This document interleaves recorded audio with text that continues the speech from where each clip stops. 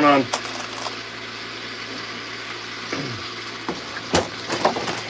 Working on sizing and depriming some 5.56 brass.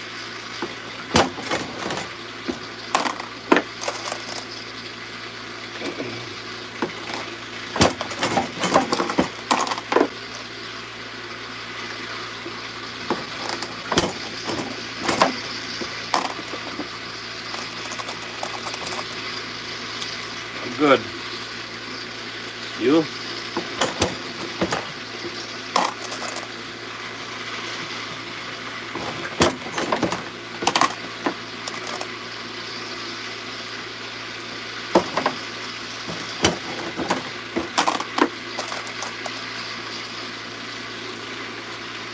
How are you doing?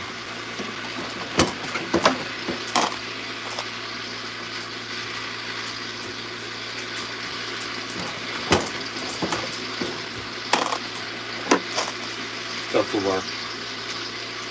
He's a little boy.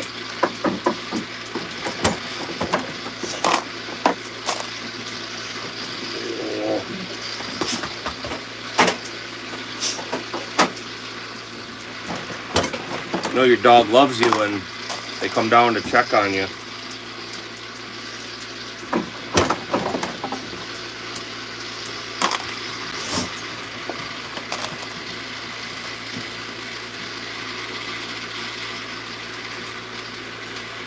What kind of bike you have?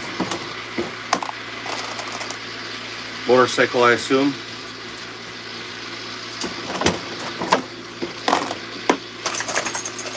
It's cold now for me.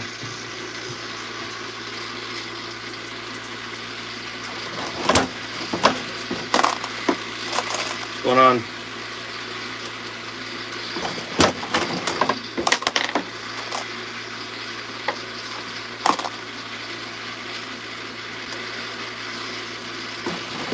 What's going on? How are you doing?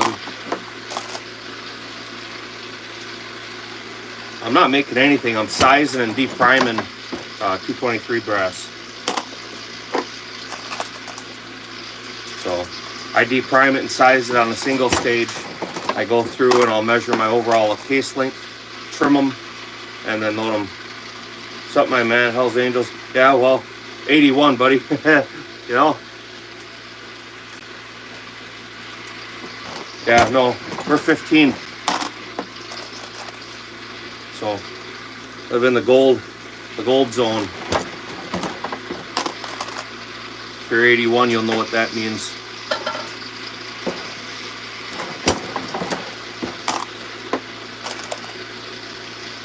Iron 800 Sportster 883. Is that what you're talking about? And it cools classic. I have a couple bikes. I got a 95 Softail Springer. I got a 15 Road Glide Special. I got a 03 883, an 04 1200, and a 94 ZX9R. Are you a felon? No, I'm not a felon.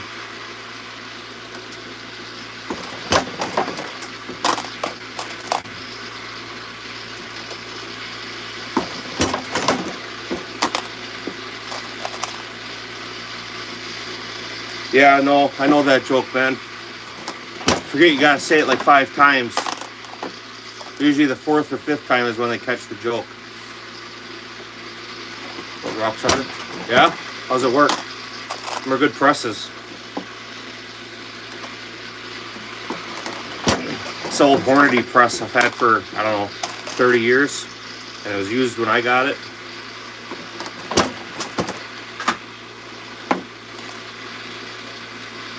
So when you size brass, you take fired brass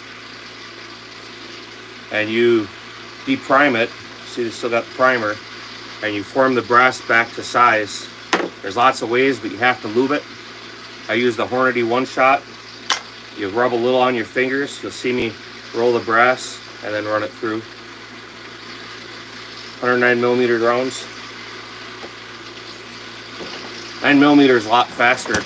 You don't have to trim it. I'm gonna do 6.5 Creedmoor. Blackout. Blackout's cool because you can size your own brass. You take a 223 cartridge, you cut it off, and you resize it. So I have a 300. I don't shoot it. I actually built it for my oldest to hunt with.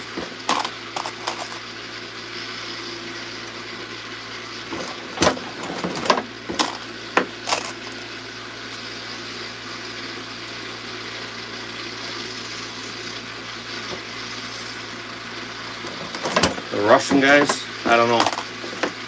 Yep, Brass Trash Panda. Yeah, I mean,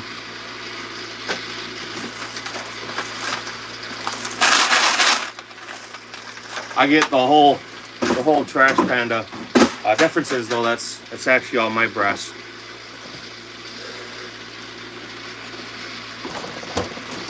Pistol brass, we always police when we get done shooting. We shoot a lot of different competitions, me, my son, my daughter. So when we're done at the matches, depending on what range we're at, if it's one of my home ranges, we'll stick around and we'll clean up the range. Come home, sort the 9mm, sort the 40, 45, and we'll burn it.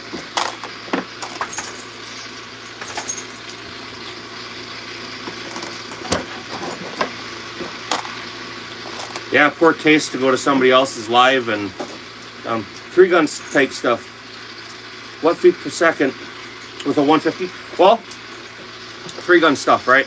So I shoot mainly USPSA, and I'll shoot an open division, and my 9mm rounds are 9mm major, and they go 1,500 feet per second.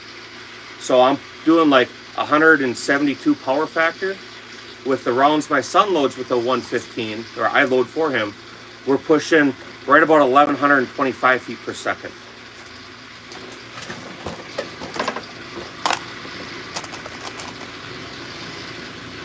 Yeah, go do your thing. I'm just working on trying to get my watch hours up. I'm not really a fan of lives, but I'm gonna sit down here for a few hours anyway, and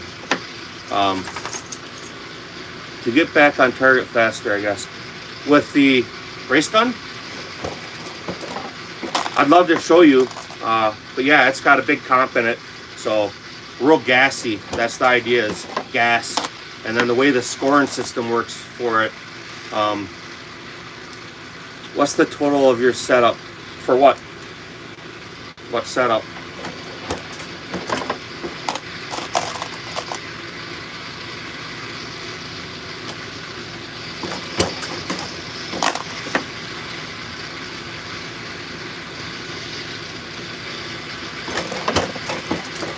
What's up, Leroy? My other dog, got a big old fat head on him.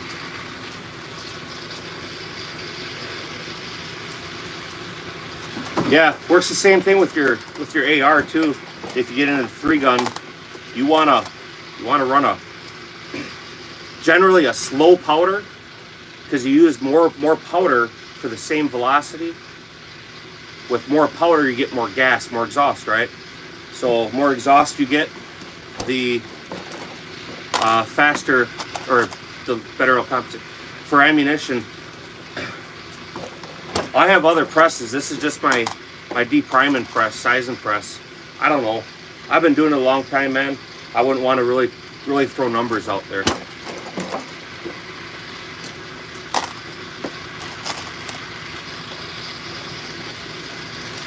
I'm definitely not a hero of anything. Maybe a villain.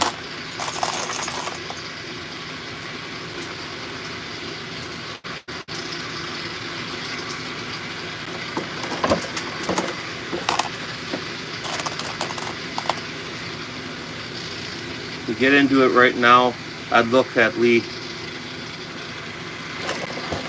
Lee, you can get good presses. You can get one of their 4,000 or 4,000 I think, turret presses. They're not expensive.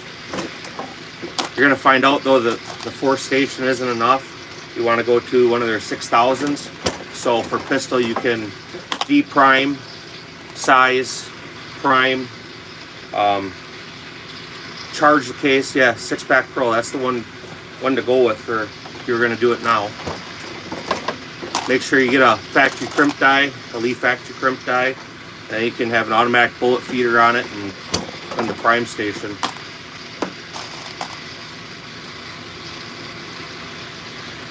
Not sure what you mean for the Winchester guy.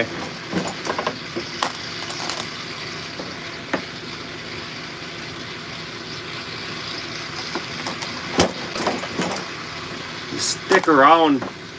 Maybe tomorrow I'll be firing these through the Dillon press.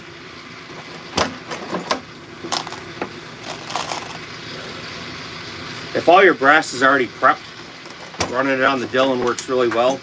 But if you have to do your sizing, depriming, and trimming, you have to pull it off each time anyway. So for me, I just run it through a single stage. It works.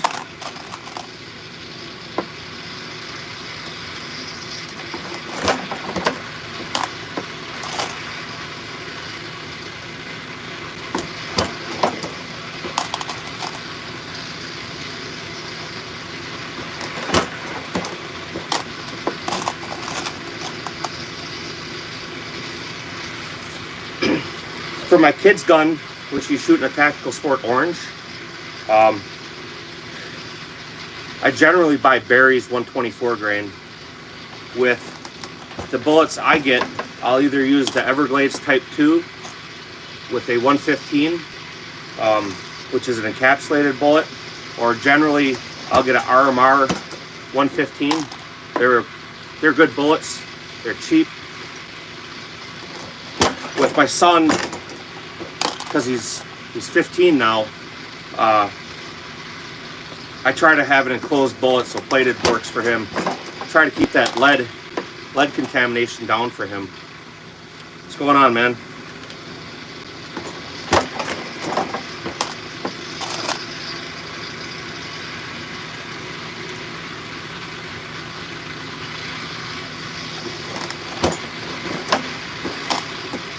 You wouldn't want to see me in a situation like that. I'd be barbaric. I've been to war.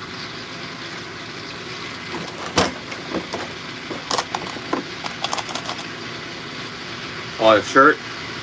Yeah, well, sorry you feel that way.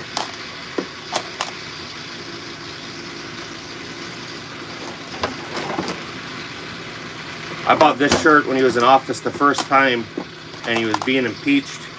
On the back of it, you see him laying on an old chopper, flipping everybody off.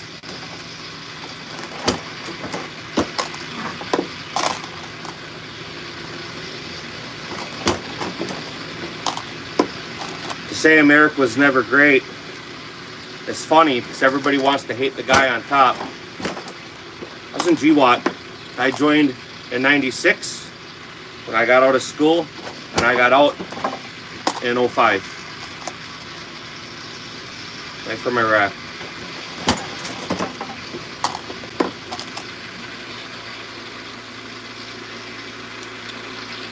From America.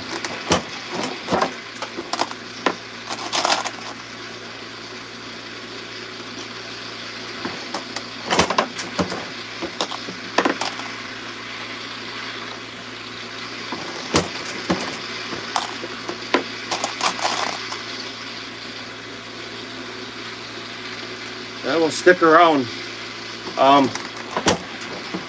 It's only my, yeah, I was there. We're not going to talk about any of that though.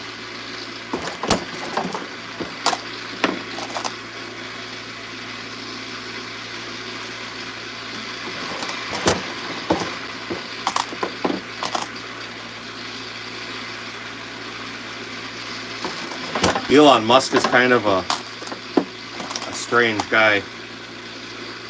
I'm not going to say I dislike the guy because I don't know him, and he's done a lot for society as a whole. And he's kind of that nerdy kid in school that everybody would have beat up. Later in life, you go to a doctor and you end up seeing him. Yeah, he probably is a high functioning autistic.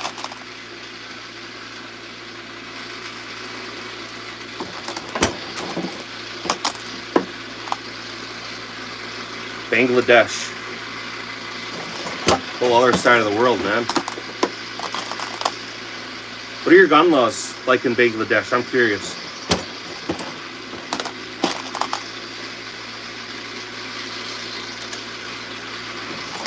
What's going on, Leroy? Look at that big old guy.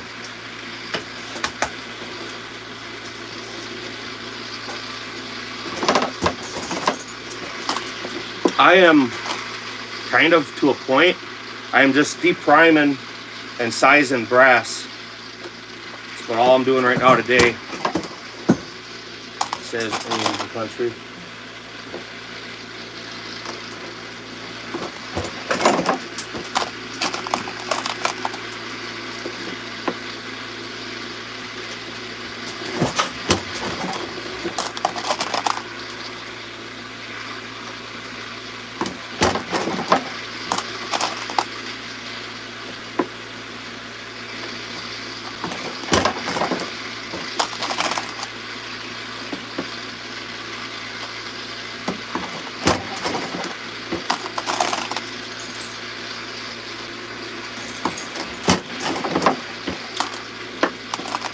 I am depriming and sizing brass. I think I said that already.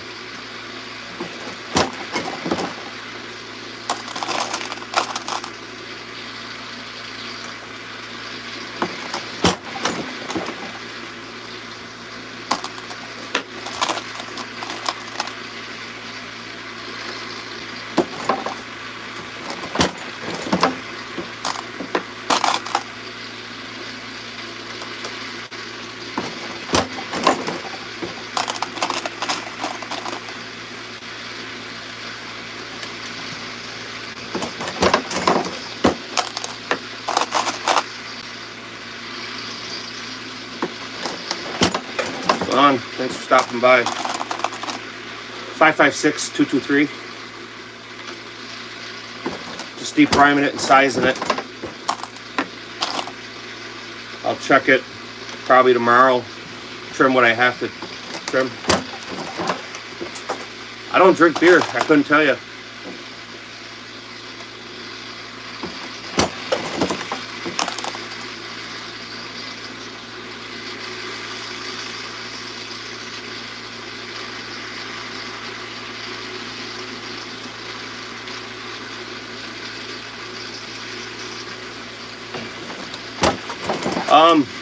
From America.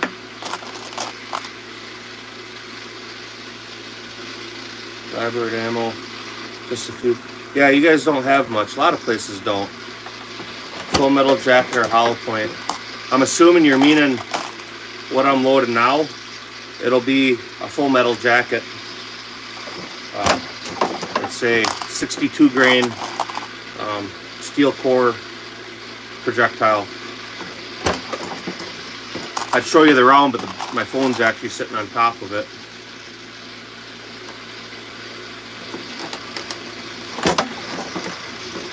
It's a boat tail bullet too, so.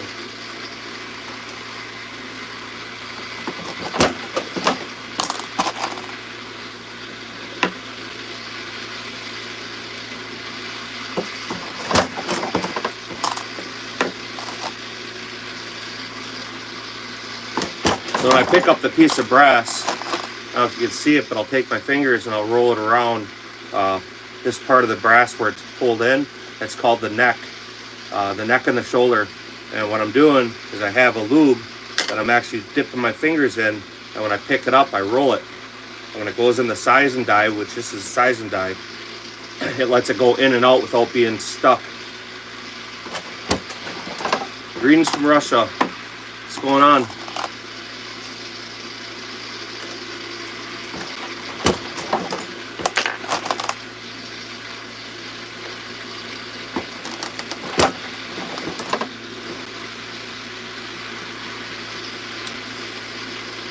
I live in a city, so no, I have big dogs that take care of that end of it. Have I ever used a gun for self-defense? Yes, I used a firearm for self-defense, but it wasn't my gun I used, it was his.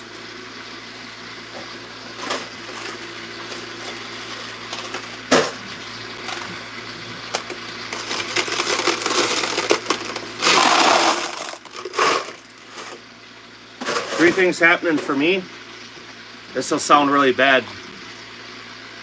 I have a Department of Defense job, and right now for me, all the turmoil in the world is good because it gives me extra money.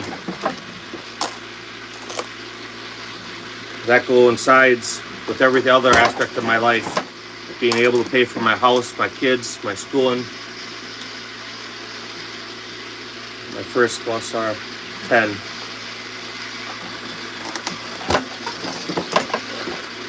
Zastava makes good rifles. Really good rifles.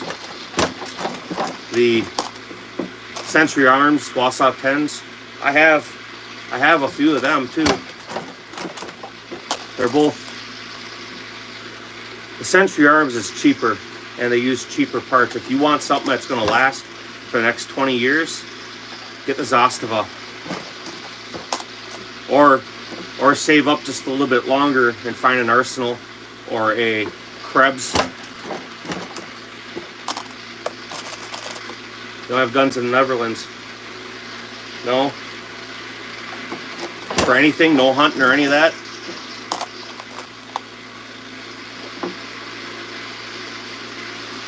If you guys are curious what I have for guns, if you go into my actual videos, I have a picture posted of one of my big safes, and I got everything from a Barrett M82 50 cal to a 17 HMR, and just about everything in between.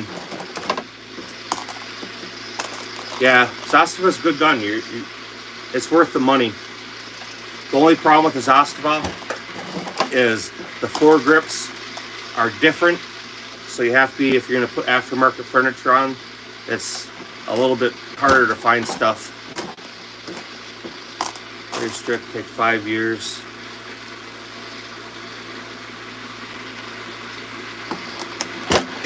It's a long time to wait for a gun. Got a bunch of Lee stuff new, never used. What book would you suggest? A lot of the books are specific to the bullet, right? So Hornady publishes their own data, Spear publishes their own data, and there's a few others. If you want a good book that covers a lot of different types of bullets or a lot of different profiles, get something like the Richard Lee second edition. That's a pretty good round. But every bullet manufacturer has their own data that they publish, and part of it is because of the construction of the bullet, the thickness of the jackets that are used.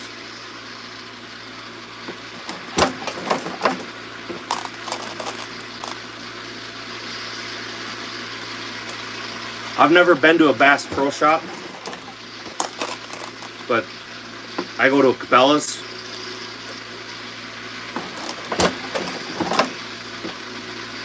How you doing?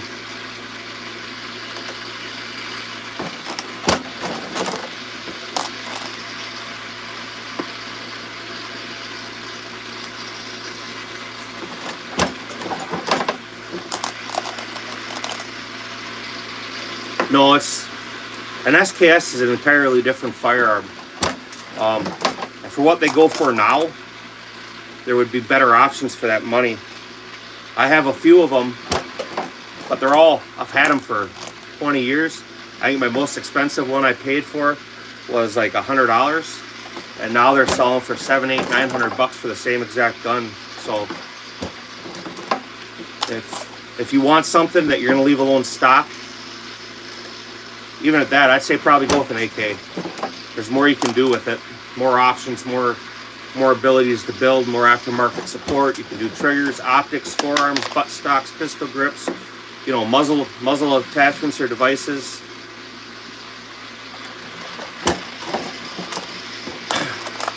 PSA.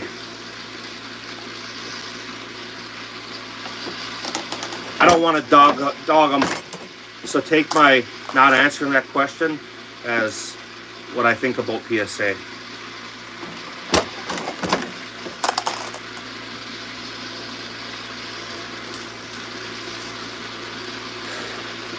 They fill a budget role, and I like some of their stuff, but what I don't like is their customer service and their warranty. I bought one for my son, and it didn't work out well. And I tried contacting them through phone, email, multiple times, and they never responded, not once. So for me, I won't do business with them again because of that.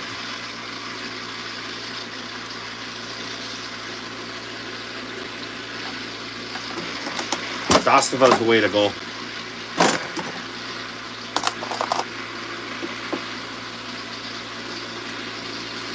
How many guns can I own? There is no limit on the number.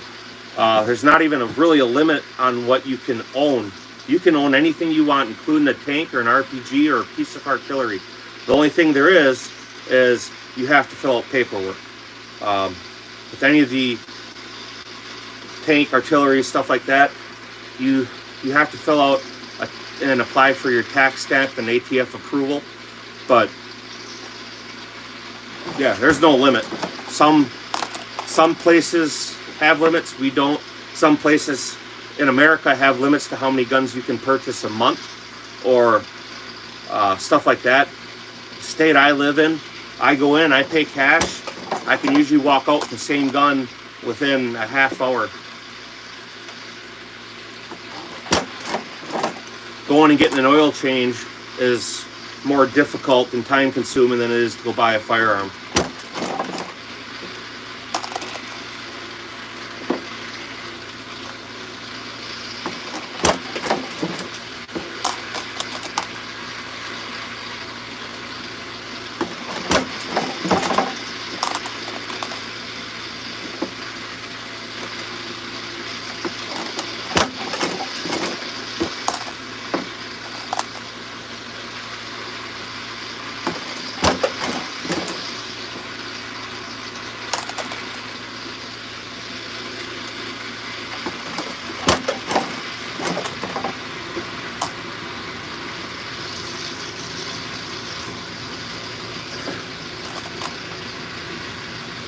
If you were going to start loading ammo for yourself, ask a lot of questions and have somebody that's going to help you out. If you're going to do it, man, subscribe to the channel, come on there, even if it's not something you're interested in, hit a question on a video, and I'll answer everything you want to know. Pistol caliber cartridges, 9mm 40-45, even 357 Magnum 40 are the easiest cartridges to start out reloading. Rifle, there's a lot of steps. Would I suggest it? It depends on why you want to do it. If you're doing it because you think you're going to save money, nowadays you're not going to save money. If you're loading it because you want the best ammo you can get for your gun, which means you're tailoring it to your firearm or your needs, then yeah, it's worth doing. If you're just a guy who likes to tinker, say you built Legos when you're a kid, right? If you're that type of person, yeah, load ammo, because it's a whole nother hobby. You get into shooting guns, collecting guns, that's one hobby. You start reloading, and it's a whole nother hobby. You got two types of reloaders. You got the reloader who reloads ammunition to be able to go shoot, and you have the reloader who shoots guns to be able to reload. Meaning that's the guy looking for, you know, the maximum performance, getting the best groups, and experimentation. There's a lot you can do. Powders, bullet weights, primers, brass type, you know.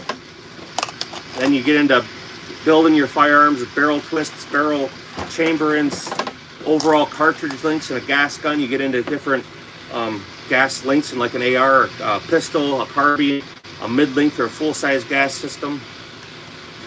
So it depends on why you want to get into reloading. If you're doing it to save money, you probably won't save any money.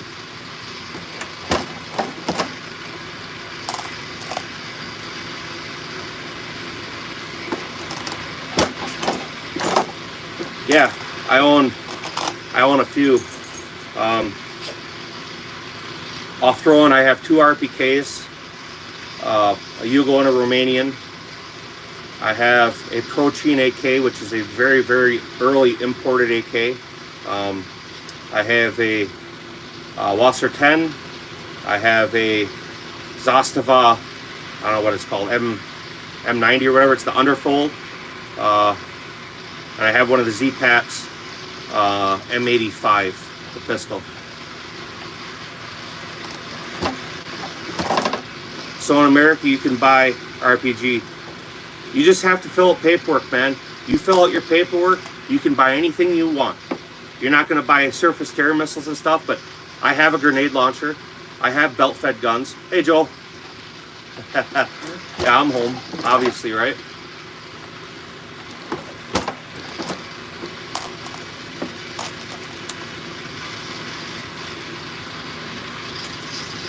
Yeah, this is my basement.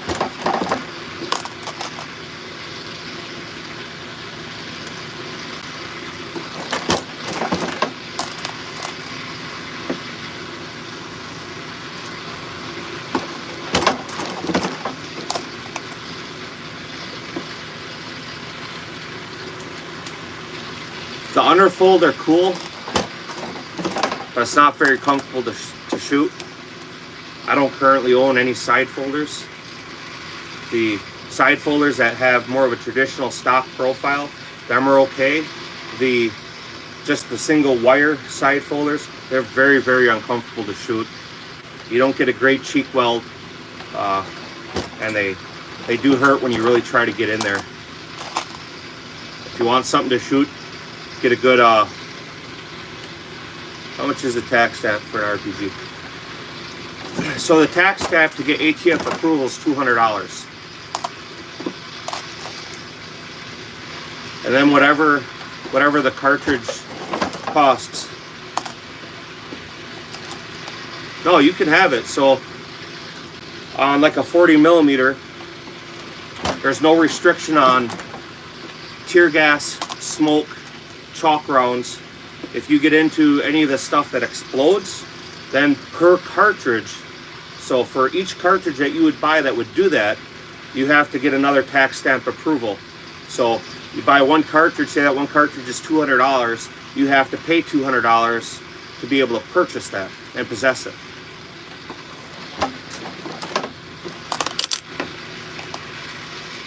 Getting started into reloading. You can, I don't know.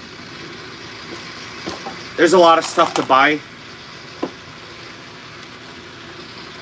You can buy cheap equipment and get started for $500, $600, $700.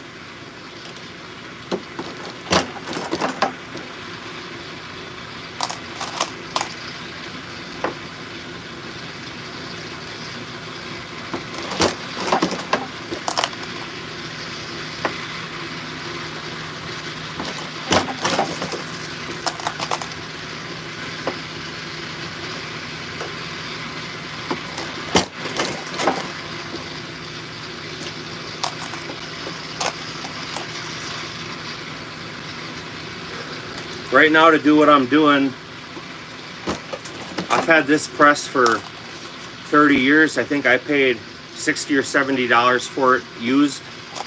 The die I'm using is like 50 bucks. The shell holder's $8. The lube, I think that was like $6 or $7 bucks. Oh, from Kentucky.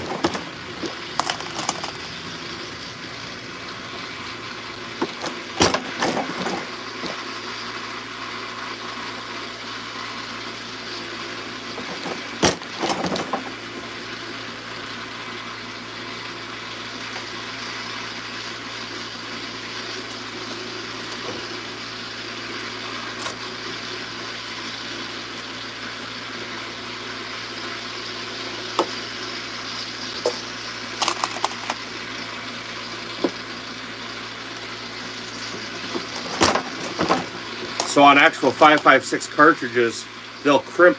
They put a crimp around the primer pocket so it can't back out under full auto fire. I have my die set up so on them cartridges I won't kick the primer all the way out. There's an extra step to get rid of that crimp.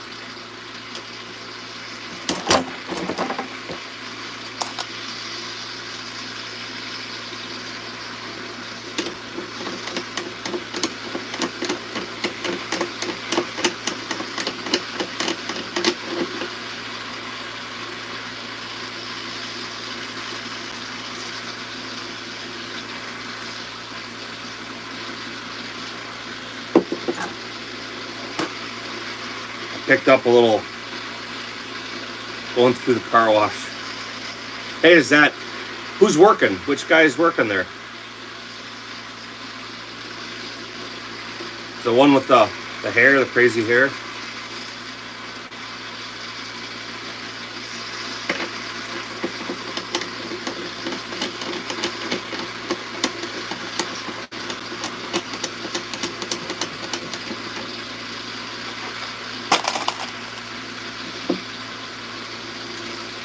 No, I've never had a cartridge explode.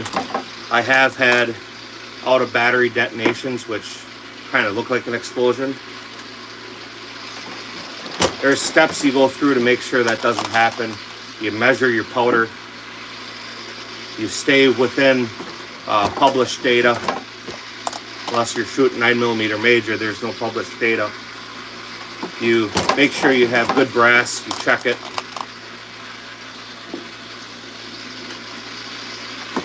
If you're getting into reloading and you follow the recipes that are set up in the book, it's kind of like baking a cake. If you follow the recipe, do what it says with the powder they say, you're fine. No, I don't.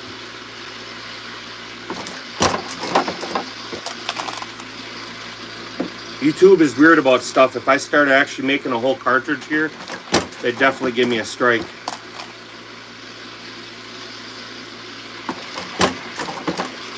They used to have some really great sites that you could pull information up on. Elvis Reloading, he's a good one. I think he's still out there.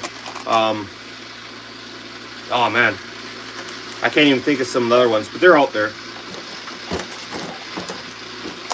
I am working on 5.56/223 brass. These will be loaded to a 5.56 load data, so they'll be fast, gassy, make my comps work.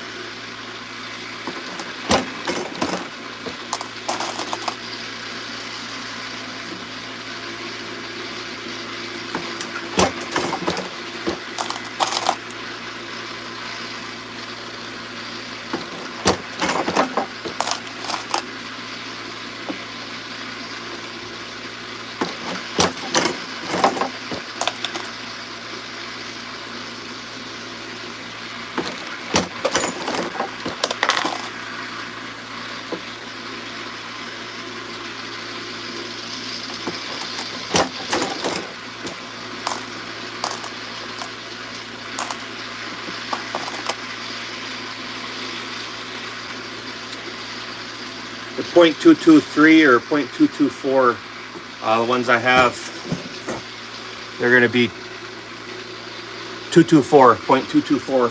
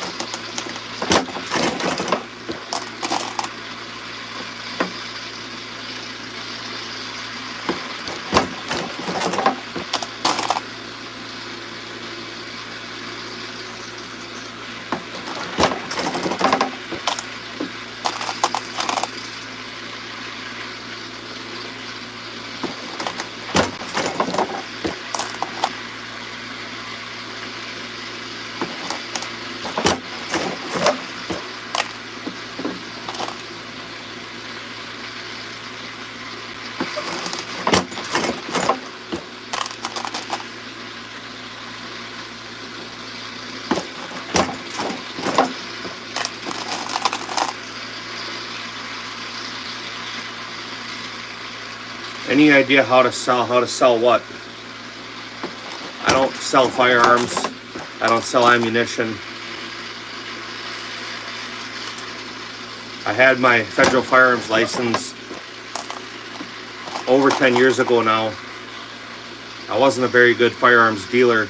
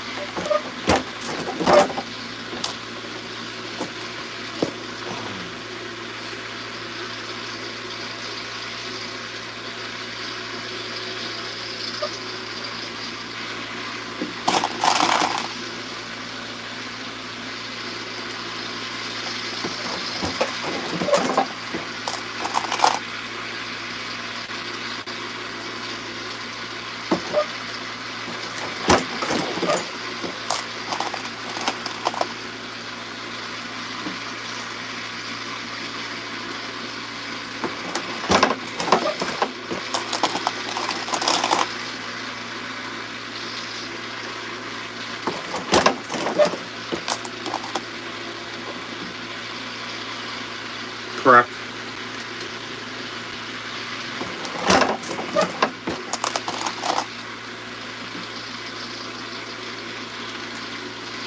I'm not making anything, I'm deep priming and sizing.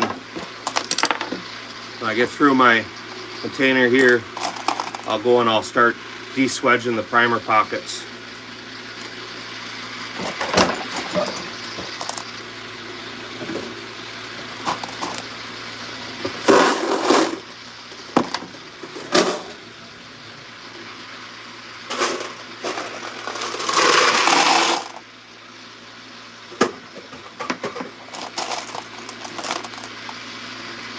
What's going on? Good to see you.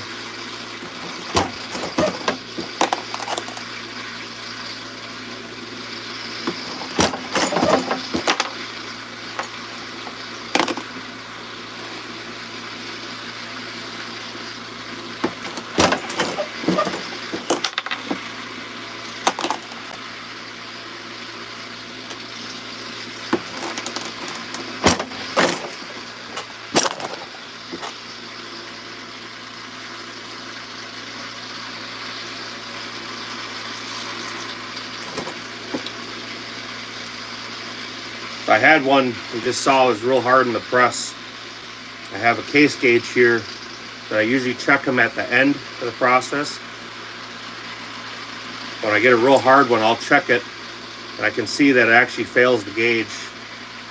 So the process for that one's over right there.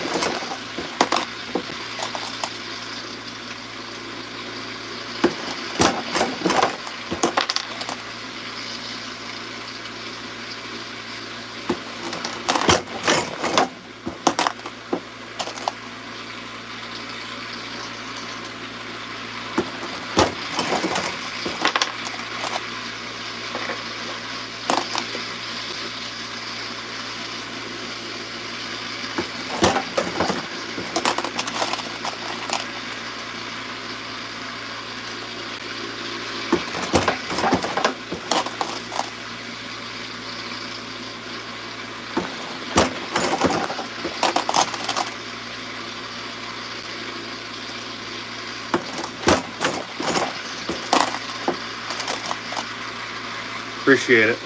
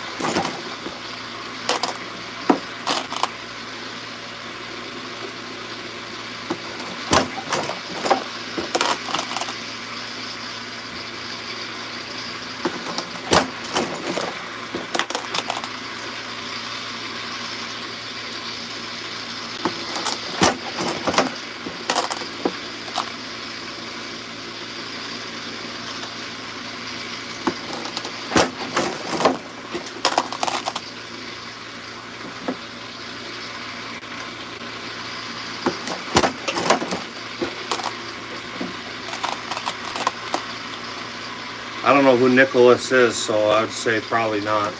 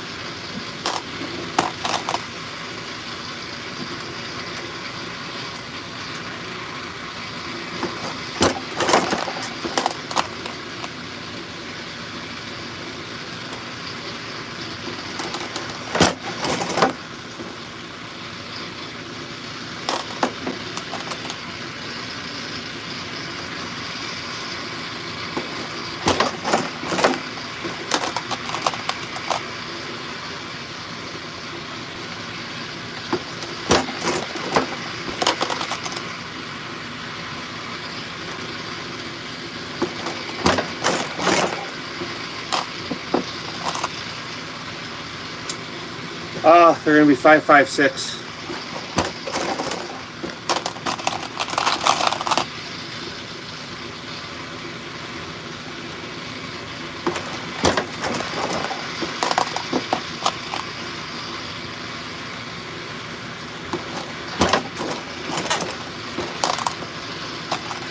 I in Brazil.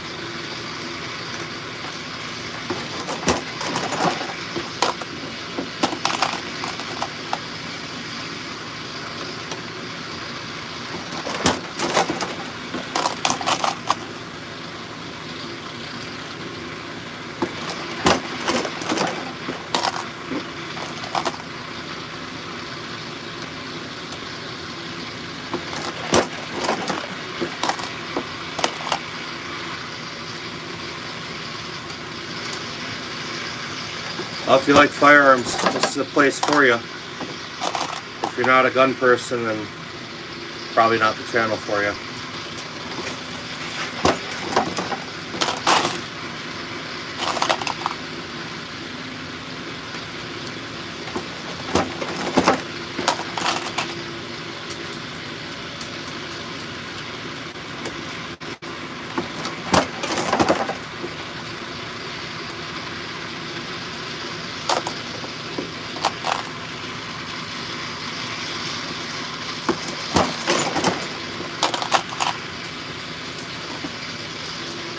What's going on? How you doing?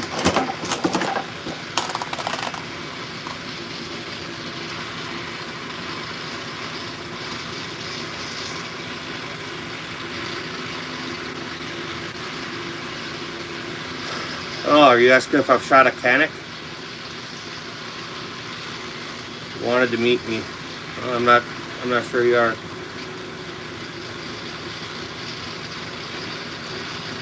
Hey, what's going on? Yeah, I remember you asking me about that.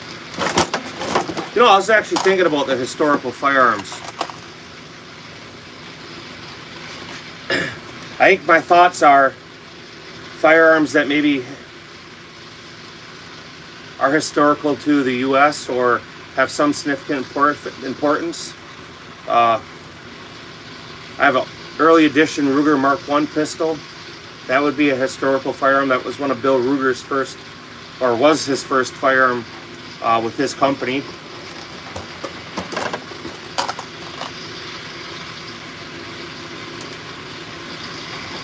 From Brazil. A few of you guys from Brazil.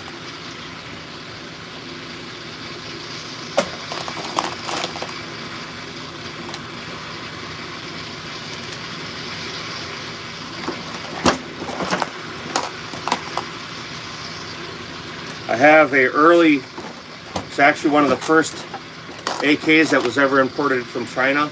They're called Prochin. Prochin stands for People's Republic of China. When China started exporting small arms to the US, that was one of the very first ones that was imported. And the company actually got in big trouble because, as the name says, People's Republic of China, it was a Chinese-owned communist firearm importer in the late 80s. It was like 1987. I've heard Ireland is lost. Not sure who that's for. I don't know really anything about Ireland.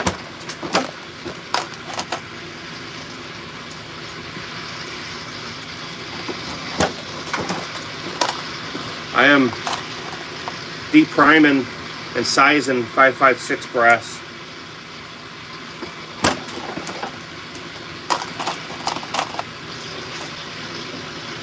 Do rifle rounds, there's a lot of steps that involves. I can run them through a progressive press very fast, but all the case prep has to be done. You got to have them sized. At least, very least, they have to be checked for case length, and you check the case length after they're deprimed and sized. So all this brass will be checked, and then I'll run it through progressive press. I'll trim what I have to trim and have it all ready to go.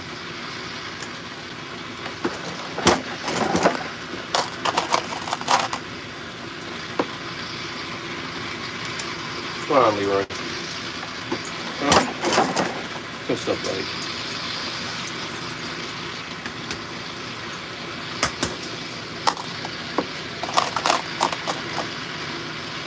Now, if you saw him, it's one of my dogs, Leroy, American Bulldog. That's the size of head on this guy. That.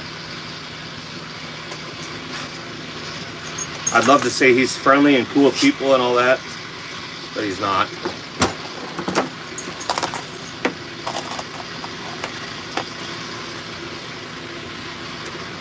They're collectible. The early ones were pretty decent.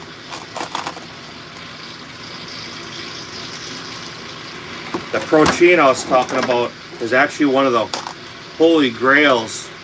They imported less than 8,000 of them before they got shut down.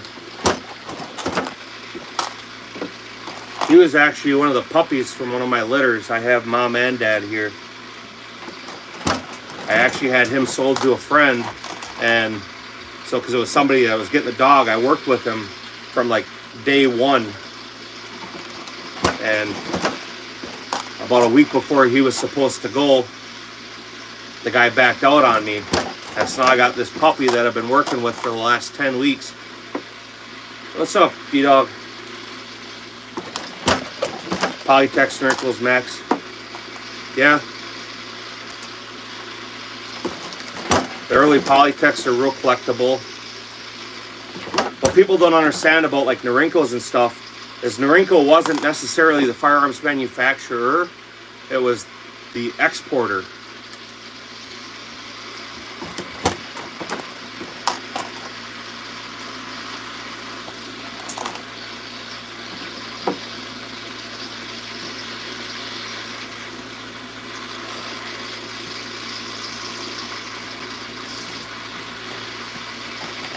That's a hard answer because the components I'm using are old. My primers that I have, if you can see that price, was $18. These primers in the store are over $100 now. So years ago when I had my shop, I bought a lot of them. And for the last 15 years, I've been going through my powder, my primers, and my brass.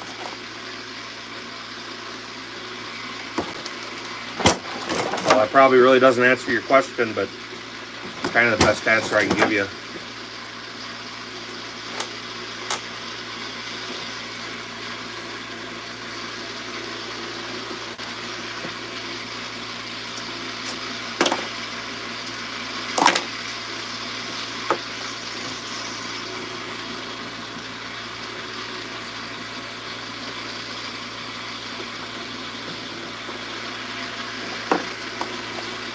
D-Dog, if he didn't jump off, he'd be the one to ask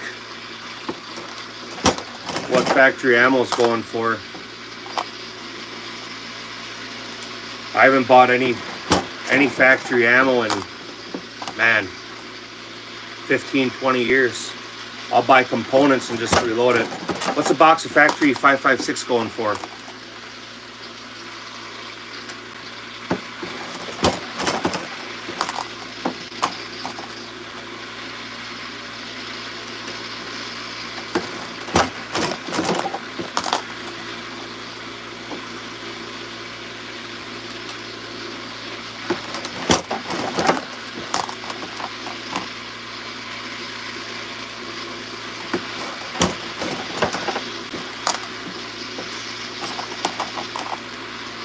Yeah, so that should answer your question if you can see that.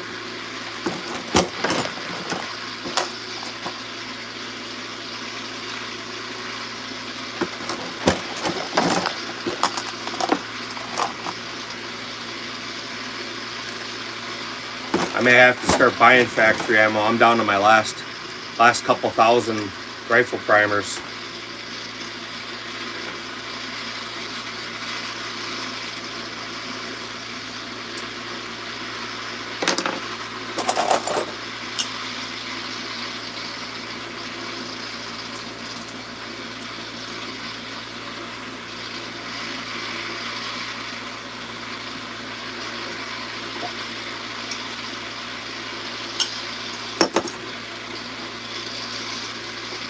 So I have my depriming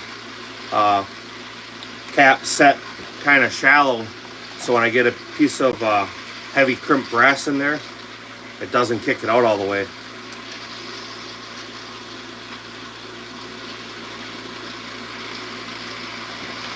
Yeah, obviously bulk stuff's going to be cheaper.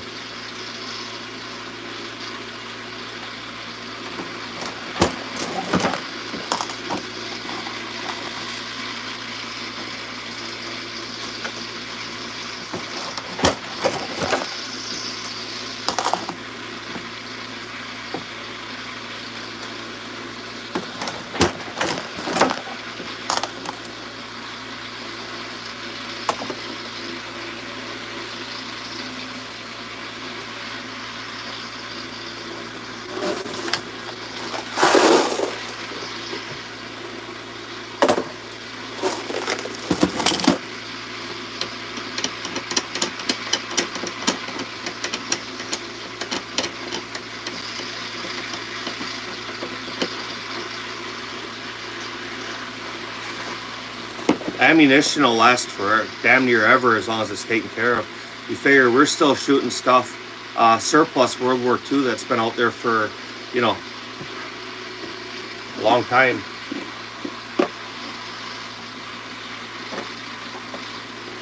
Most of the modern ammunition, they waterproof. They'll put a lacquer on the primer and they'll put a lacquer around the mouth of the cartridge case.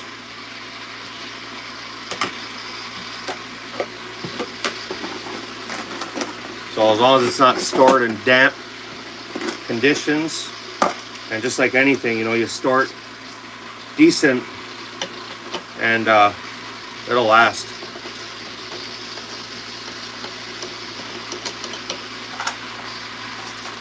I think the Taurus pistols are they're a budget firearm. Depending on what you want to do with them, they'll get the job done.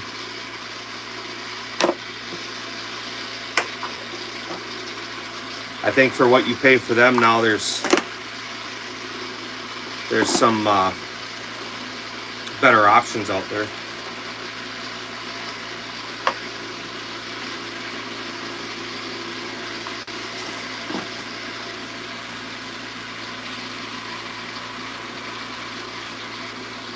My go-to would be tell you to go buy a CZ.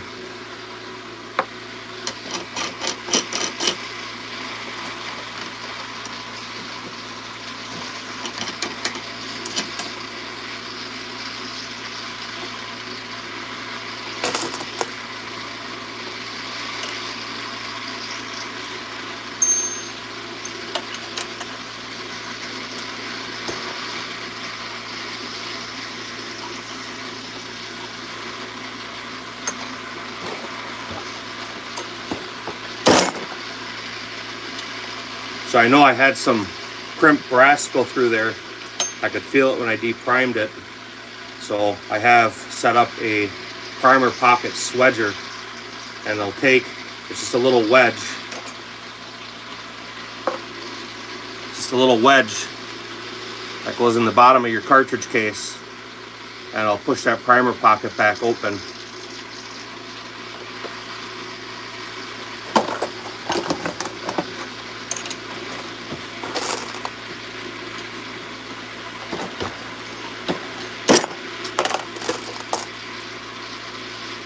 That's all stuff just to be able to run it through that progressive press through the Dillon.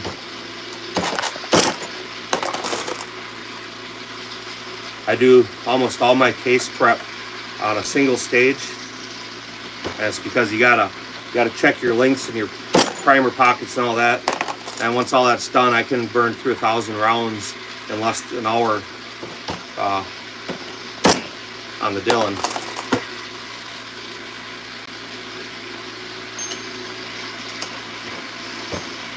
Oh yeah, you got me, man. That's probably rainbow too. Thought you were doing your own live.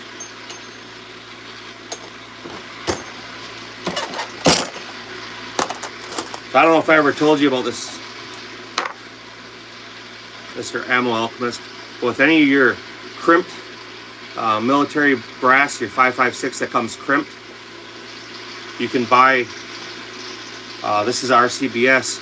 It's a primer pocket swedger, and you put it in your press, and when you push it up, it'll flare out your primer pocket. That's one way to be able to save that brass.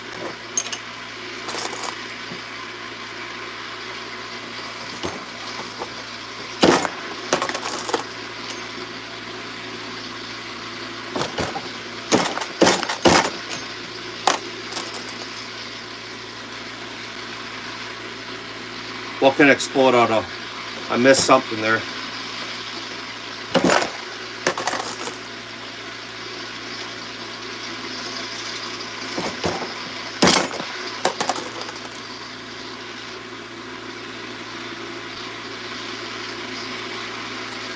It does it a lot faster, but the problem is I still have to check for case overall length. These have already all been shot and reloaded at least once, so I got to trim them no matter what. And then half of them are swedged pockets from the military crimp, so I have no choice but to do it this way, or I'm gonna really mess around on the progressive. I do my sizing and my primer pockets off station. I trim it in my RCBS case prep machine, and then I run them through the progressive press. I'll prime them, charge them, seat them, crimp them. So it's faster, but only if all your case prep is done. If your case prep isn't done, it's not faster.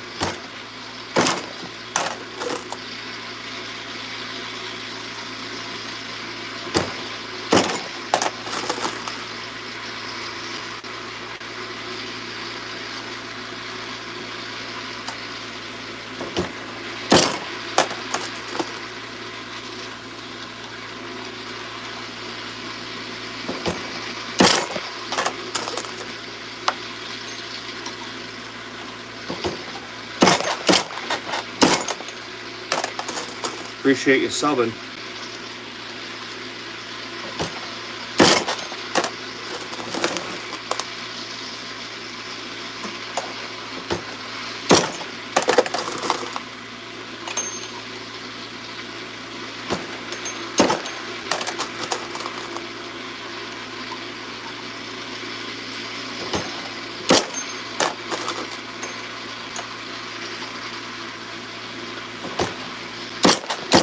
Appreciate you liking it too.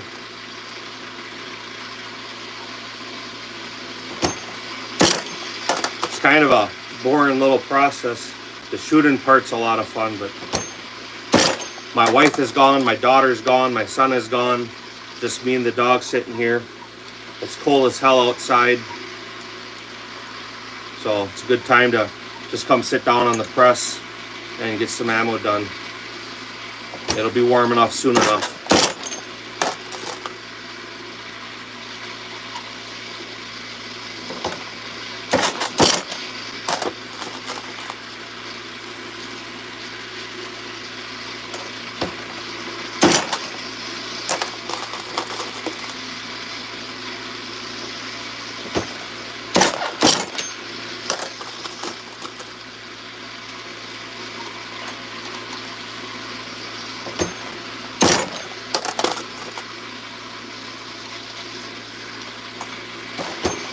going on?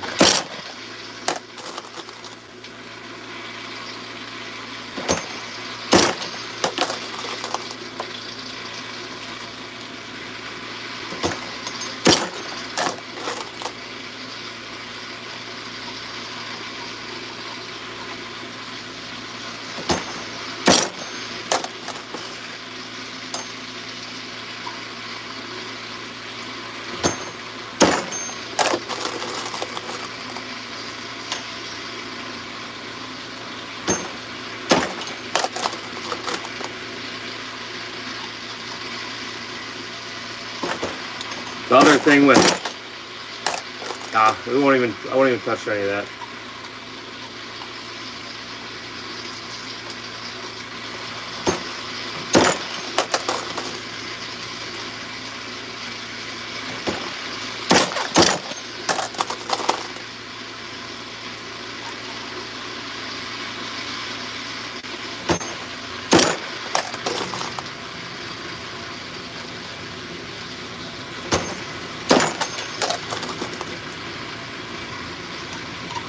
How you doing?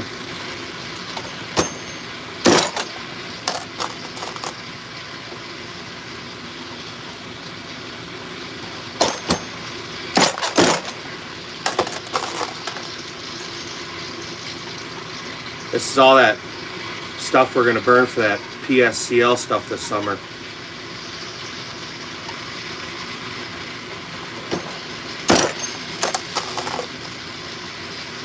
Putting the freedom into those bullets, I see. Yeah, just doing paste prep. Right now I got it set up.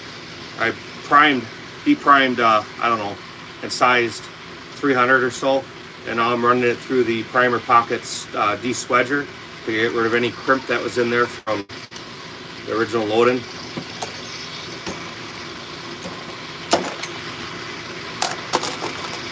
Yeah, it's like I said, last year and previous years they didn't. That'll be 5.56.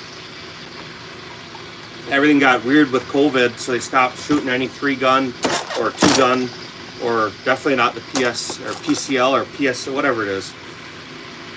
But it's on the calendar now, so I still shoot rifle enough. But my son, I mean, he target shoots, we shoot plates and stuff, but I've never worked with him on any mag changes or fast target transitions or anything. Not that I'm, grandmaster, but so I figure the first match is in May. We'll get out the end of March, April, burn up 1,000 rounds, getting him comfortable with reloading on a clock and running that rifle. And we'll shoot May, June, July, August. I think there's September, I don't recall, but October, I don't think it was on there yet.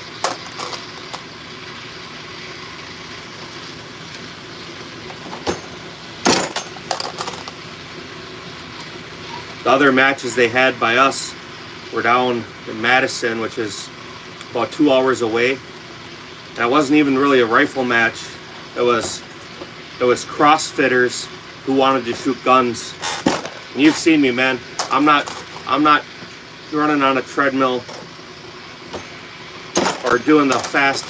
They bring out their exercise bikes and sit there and run on the exercise bike and then shoot 20 rounds in a stage. There's no reason for me to run or to definitely ride a bike if I'm not being chased or shot at. So they can do that. That's cool. That ain't for me.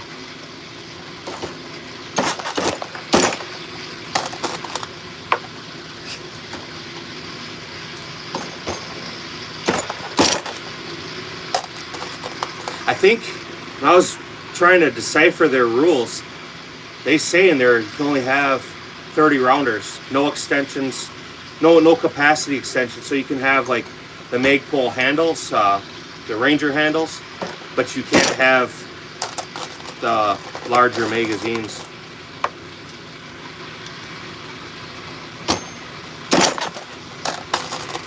And 3-gun, we used to be able to use whatever you had, and there wasn't really any 40-round makers or 60-rounders at that time. It was either, you know, 5, 10s, 20s, 30s, or the beta drums. A lot of times I'd just run my beta drum.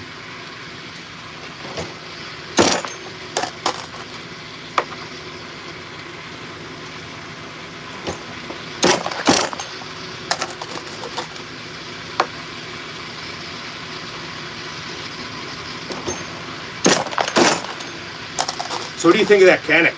I've been meaning to ask you that. Now that you have it, you've compared it, is it worth the money or not?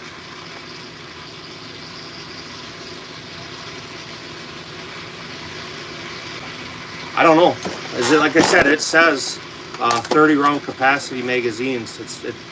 It calls it right out.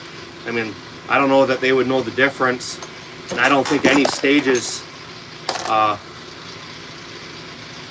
you're really going to be doing much for, you know, over 30 rounds. Don't really save any ammo doing it, and no, I don't sell. That would be a violation under law. You can't privately manufacture ammunition for resale.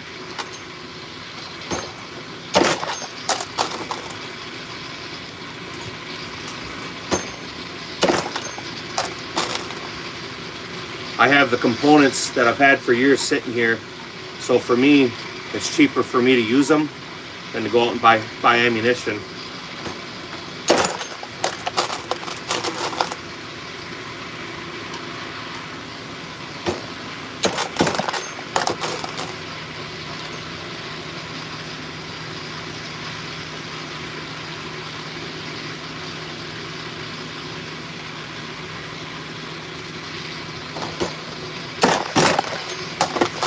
I think I ordered, or I have that Shadow Systems for my daughter for her birthday. I think the next gun I'm getting after that, I'm going to pick up one of them Zev,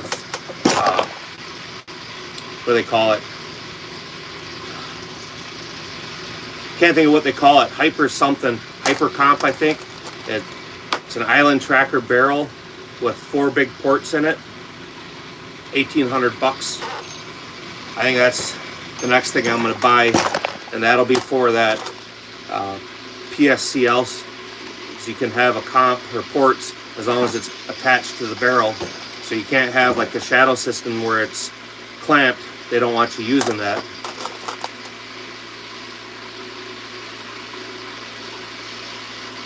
You like that gun? Is it decent? What was the actual out of door price for it? Tax, background fee, walk into your car, what did it actually cost?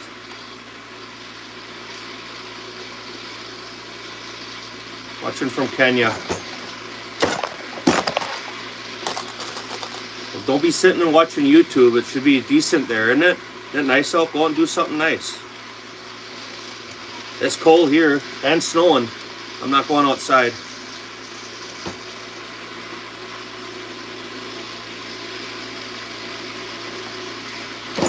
I bet you that comp would work really well with some slow powder.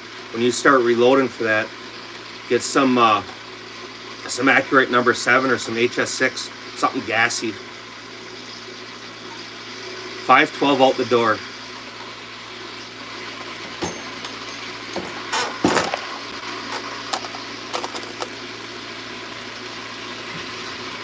Yeah, you traded. Did you say you traded in your Savage, right?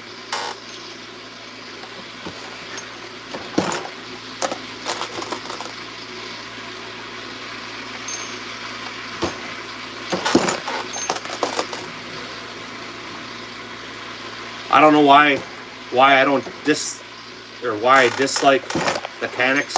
I don't know. I've never cared for them. I can't dispute, because I'd be lying that they have good triggers, because they do. I don't know. For me, it doesn't appeal. When they first came out, where Century Arms was importing them back in, what was it, 2012, 2013. I looked at them, but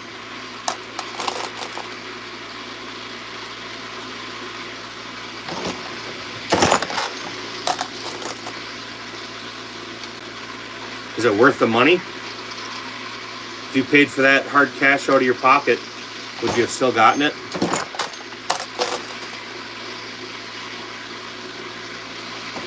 It's cool that it's Terran Tactical, but I don't know. The guy I deal with here in town, he has them in the store, and each time I go in there, he tries handing it to me, telling me I need to look at it, and I don't know.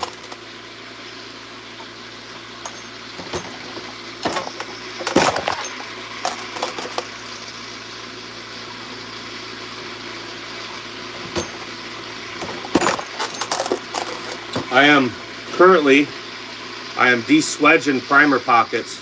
So the cartridges I'm loading are 5.56. A lot of them that I de-primed here have crimped primer pockets. So I have a little wedge that goes in the bottom on the press, and it opens the primer pocket back up so I can prime them.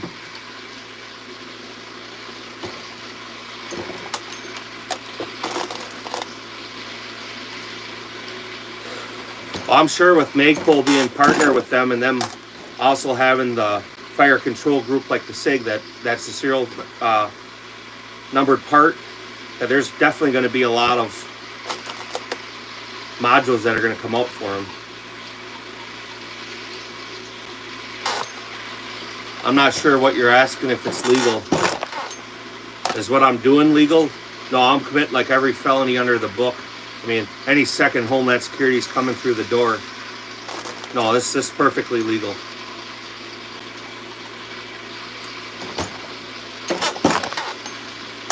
Send you 500. No, I don't think I'm going to send you 500. But if you got an extra 500 to send me, I mean, I will definitely take it.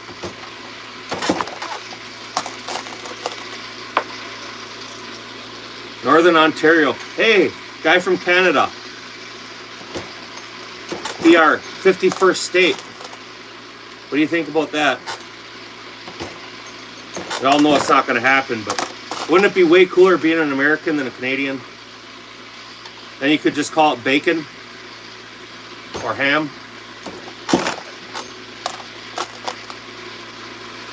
Two base plate, Bolite.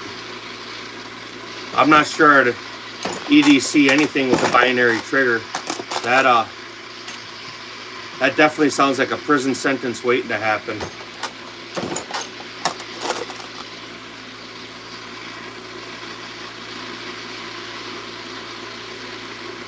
Yeah, it would be a mistake for anybody to say we're taking something like that.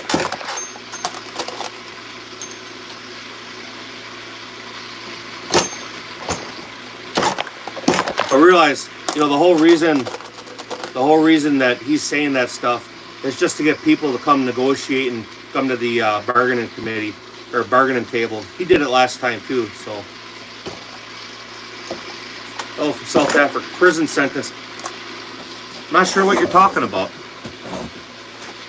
Everything I'm doing here is perfectly legit. Not making bullets. I'm just opening up primer pockets.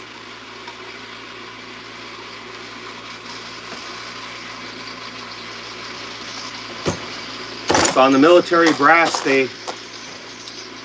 where the primer goes in, they have a machine that'll squeeze around the primer to hold it in place, and they do that for the military for running in the full auto guns. And full auto, if you don't have a crimped or a staked primer pocket, the primers can actually back out under the gun recoiling, and it'll give you a dead gun. Or they back all the way out and they'll lock up your gun. So military specs, NATO spec ammunition, not only 5.56, 9mm, 7.62, they all crimp the primer pocket.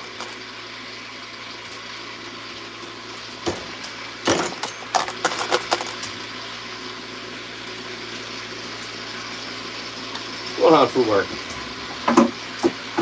My other dog. He's a good boy.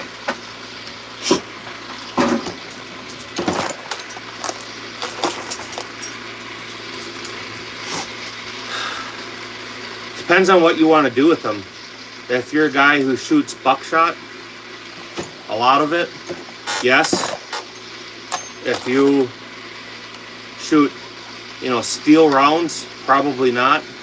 Cheap trap loads, still probably not because of the price of the components. I actually have 2 shotgun presses for 3-gun. So what I used to do is I cast. Here, let me show you. D-Dog, you might find this interesting.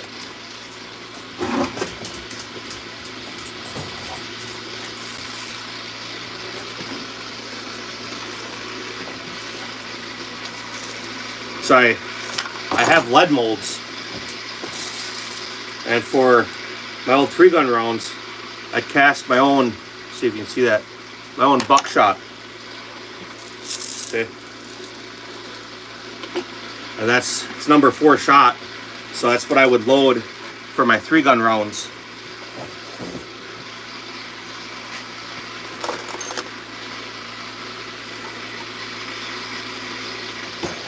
Yep, I can make 357. I have lead molds to cast the bullet. I have the stuff set up to be able to powder coat them if I do that. I have machines set up to put gas checks on them. But I assume what you're asking is, can I reload 357? Yes, I have everything here to reload 357.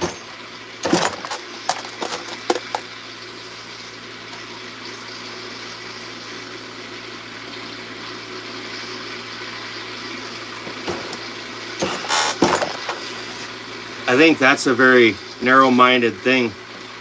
We're talking to D-Dog there. He's a competitive shooter. I will guarantee, I will bet everything I own that he can get more rounds on target faster, accurately than you could. And if you don't believe me, screenshot his name, D-Dog Tactical, go to his channel and watch the guy shoot.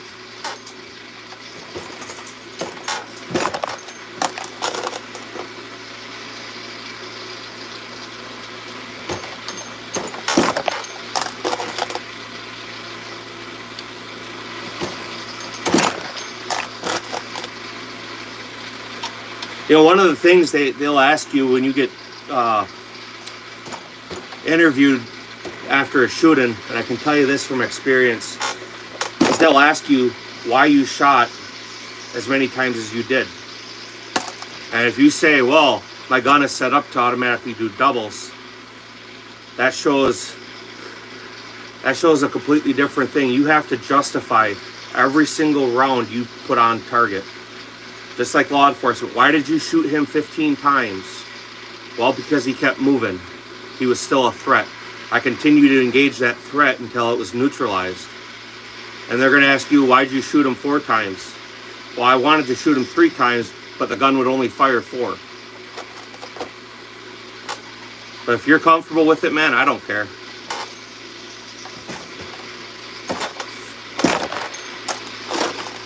Years ago, Masad Ayub, I don't know if you guys know who he is. He came to my state and he was teaching classes. He taught Lethal Force 1, Lethal Force 2, Lethal Force 3. And what people don't realize is he covers some shooting techniques and you send rounds down range. But he's a lawyer. He is the guy to go to for expert testimony. And what he does in his classes is he teaches you all the legalities.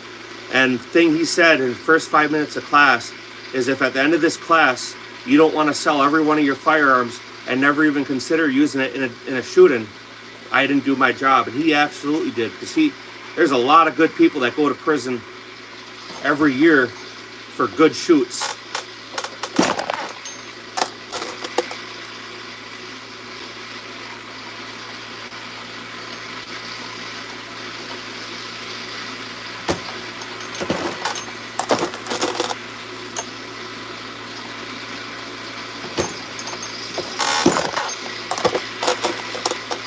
You're welcome.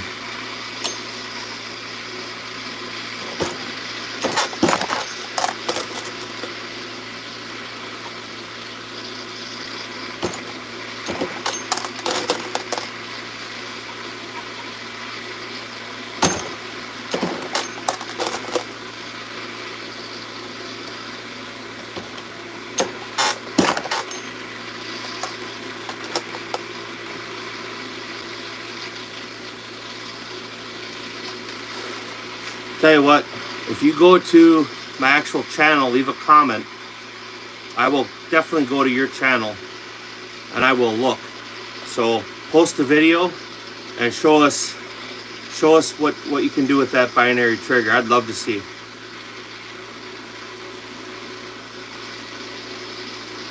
Oh, they'll pick that gun apart for everything. And people, you'll hear or see videos, you know, should you upgrade your trigger?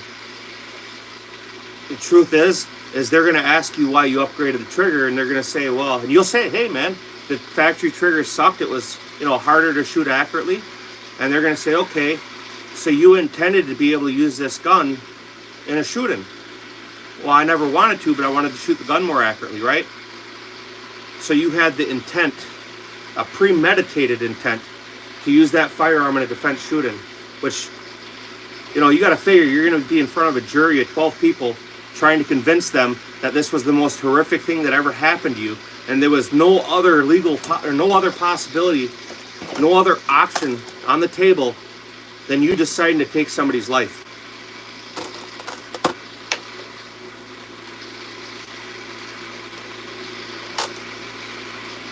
Yeah, I agree with that too.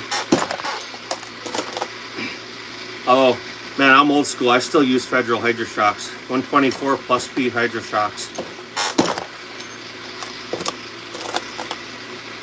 I could say happy birthday to him, but is he watching? If he is, happy birthday, dude. 23 years old. Man, you're old. You know, best parts are over. 18 to 21. Yeah, just giving you a hard time. Happy birthday.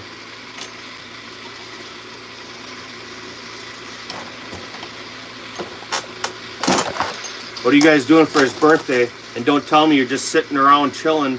You better be going and doing something cool. Hopefully not with your old ladies. Well, take them out to the strip club, man. Federal Punch. Gold Dot's a good bullet too. I actually, yeah, right here. Oh wait, I like Gold Dots too.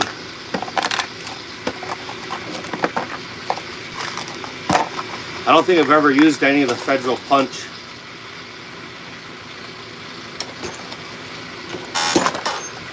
Only reason I stick with Hydro Shocks is I grew up on a farm, and for whatever reason, not only on our own, but every time I had to dispatch an animal or our neighbors had to dispatch something, I always got the call, hey, come over and shoot this cow, hey, come over and shoot this pig. And I mean, I used a lot of different types of ammo, and Hydro Shocks impressed me. When I had to put my mom's horse down, and I don't mean to be graphic or anything else, but when it came time to putting her down, she had the horse for, I don't know, 20 some years. I had to actually look online because I wanted to make sure it was good and clean and not cruel. So I looked it up online, and they told you where to put your shot. And so I took her out. We had a hole dug with a backhoe, and I hit her, right? It hit her hard enough that this horse, full-grown quarter horse, her feet came out sideways from her and dropped straight down. That's why I stick with them.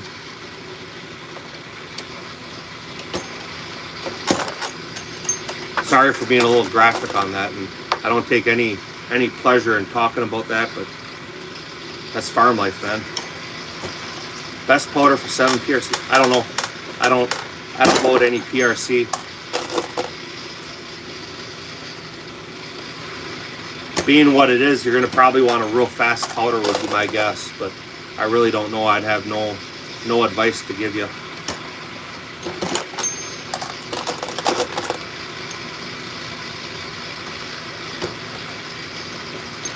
Yeah, they've gotten a lot harder to get a hold of, but that's what I carry. I carry my Glock 26. I'm not reloading anything. What I'm doing right now is I already sized and deprimed my brass. Right now I have a de-swedger in my single stage press, and I'm taking the crimp out of the primer pocket. When they're loaded from the factory, they squeeze them, and most of these don't have it, but some of them do. So just so I don't lock up my machine later, I run them through this before they go through the progressive. Give me a job. Well, what kind of job you want? Oh, that's gonna be 5.56. It'll be a 62 grain bullet on top of 24.8 grains of H.335.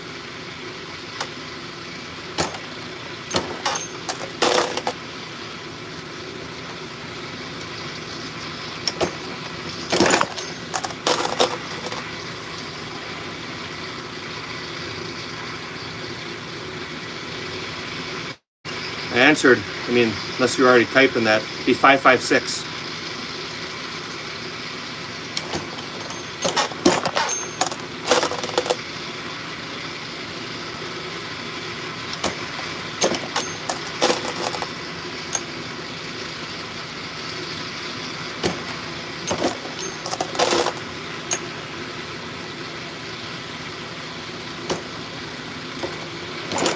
No, they're out of a gas gun. These will be out of an AR.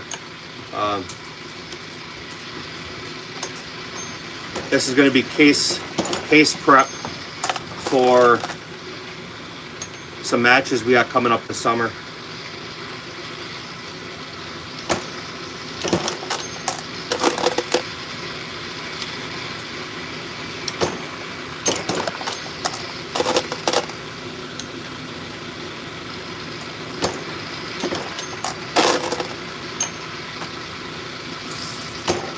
I only have a few bolt guns that I own. One's a 300 Winchester short Magnum, and all the rest are 308s. I have 122. That's a bolt gun too. I have everything from 10.3 to 20 inch. These will be being run out of, my gun will be an 18 inch. And my son's is a 16 inch. Mine is a 1 in 8 twist with a 223 wild chamber. His is a 223 wild chamber with a 1 in 7 twist.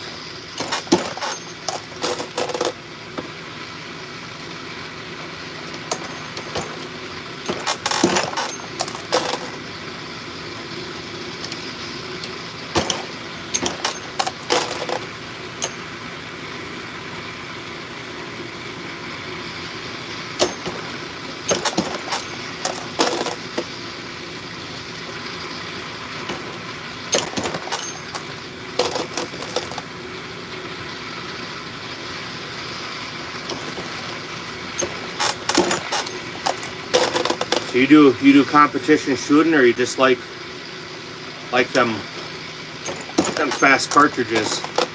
I think 22 arc and that 7mm arc, or that 7mm arc. Them are all long range type guns. You know the problem with them is, I don't know if you know this, but any of that super fast stuff, 6.5 Creedmoor, 6mm arc, 7mm arc, 223 or 22 stutter butt here. 22 arc, your barrel life on them is extremely short. You're talking, if you're not changing your barrel much past 1,000 rounds, you're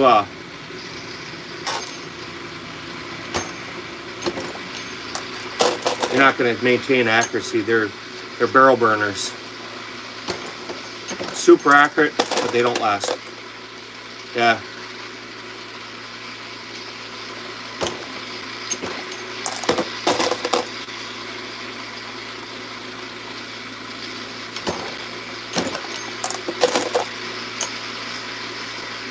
What gun? AR, I assume, but what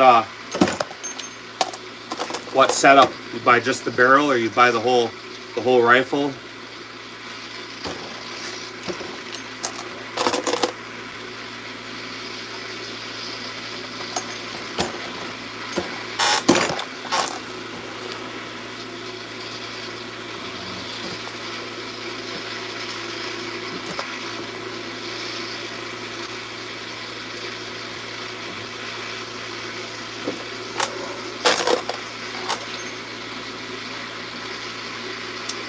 $5.56.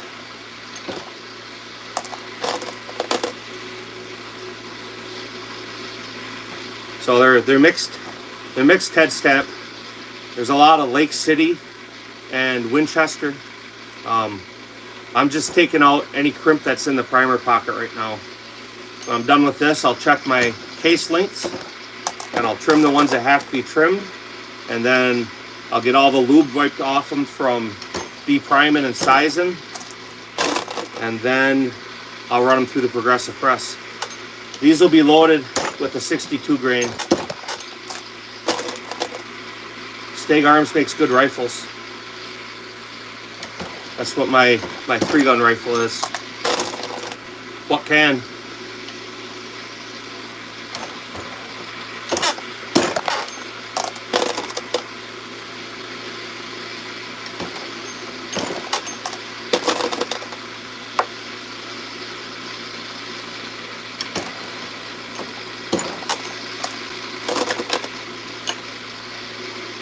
Yeah, it's time consuming. Too many, huh? If you want to see, click into my channel. I got a video on my safe. I have too many rifles too. Problem is I don't sell stuff. Once I buy it, I use it for a while, and I'll either rebuild it, or generally I'll be trying something else, different barrels, bolts, you know, triggers, combinations. I build equipment around what I want to try.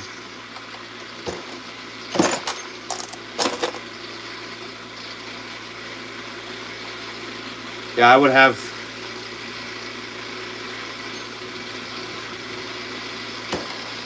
Yeah, well, I mean, it's only one. It's my bucket from the summer. So it doesn't make sense for me to spend money on stuff I already have. It's winter time. There's nothing else to do. So hunting what? TSX, that's a varmint bullet, right? Pretty sure. I think I have some. I think I actually got a box of them sitting here somewhere.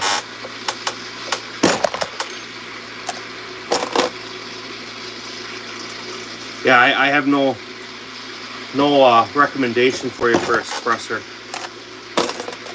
There's a million out there, and that's not something I'm able to tell you what's going to work for you.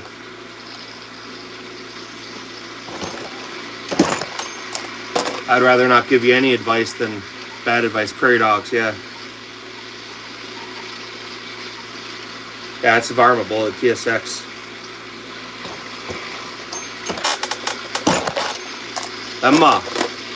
Them come apart, don't they? Make a mist. I think that's kind of their claim to fame, is it's a super thin jacket that expands very, very fast. I used to go prairie dog hunting. I used 60 grain VMAX. And them were cool because you knew if you hit them, they're all copper. Okay, and that's not the bullet I'm thinking it is.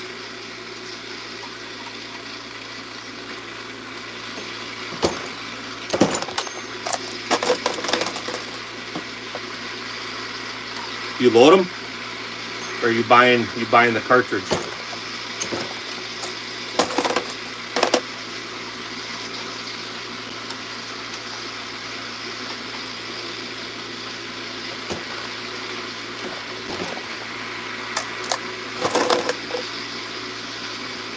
And loads.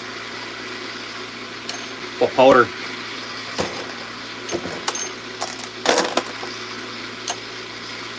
You gotta use something slow like Varget. Well, that's mid-speed.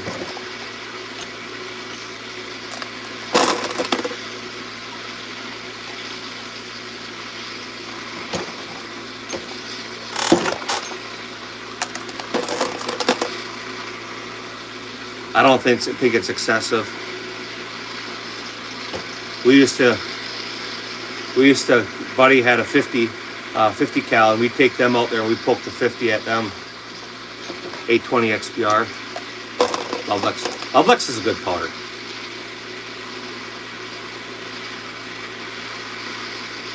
Oh, that's the whole rifle, that not Lovelex powder? I'm not familiar with that. Use 820 XBR. Oh, yeah. I'm not familiar with that.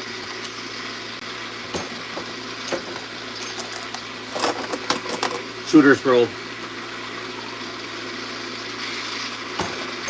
That's good powder too.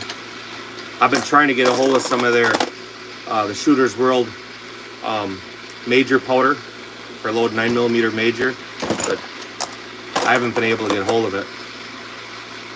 It's the tactical rifle powder. Yeah, it was Lovelex powder.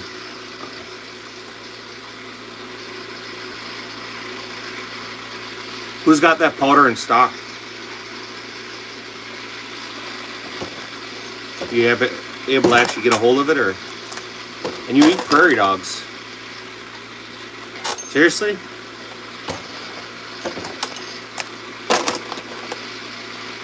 I gotta. Where are you from?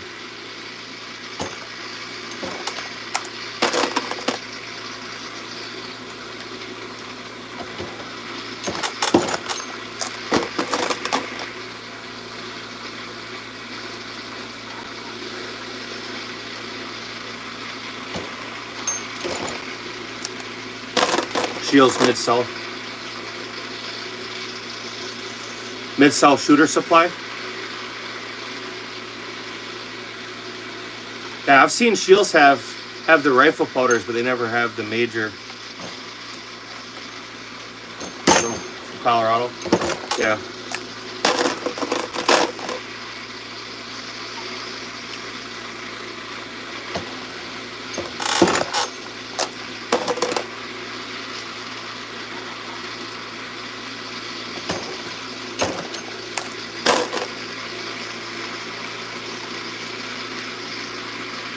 I don't know if you were here earlier, but I was showing them.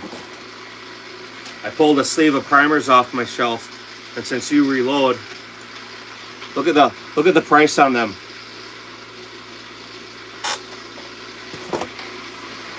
You're not buying 1,000 small rifle primers anymore for $18, are we?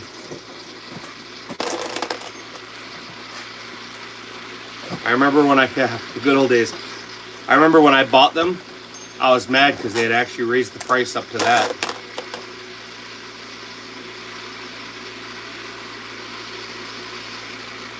Oh, I don't doubt it. People eat all kinds of crazy stuff.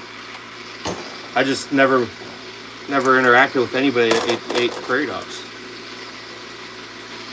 $24. Yeah. That's pre-Sandy Hook days. I think I bought them back. I still have my business, so it was like 2009, 2010, maybe a little earlier. I'm bought out of them though. I've been using that same stash of primers for a very long time.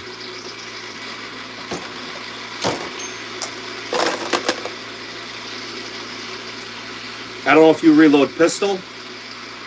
But tacticalshit.com, they get primers in, and they'll do 1,000 primers. 1,000 primers for $38. They're good primers. They're hard, so in striker fired firearms, they don't work the best. But if you have a hammered fired gun, they work phenomenal.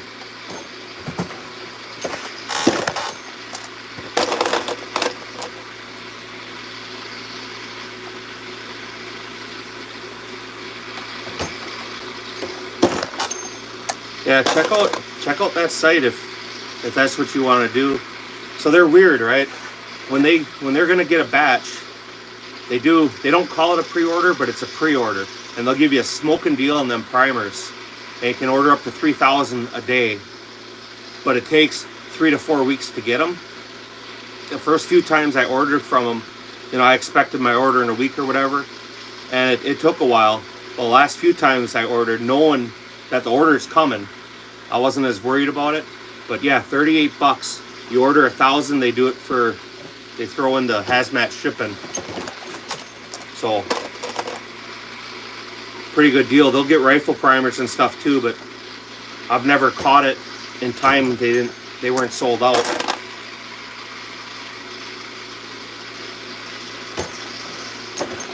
That's no affiliation or anything with them.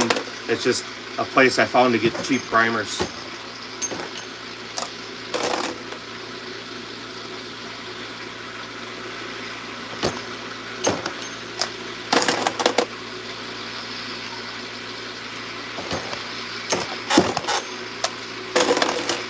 A guy I work with told me about that site.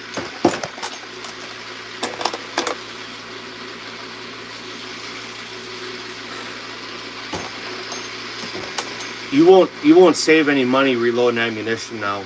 The components cost too much, mainly the primers. 1,000 pistol primers are generally right around $100. You're gonna spend about $110 on 1,000 bullets unless you use a coated cast lead bullet or can make your own. And then you have your brass. You're into it about the same money.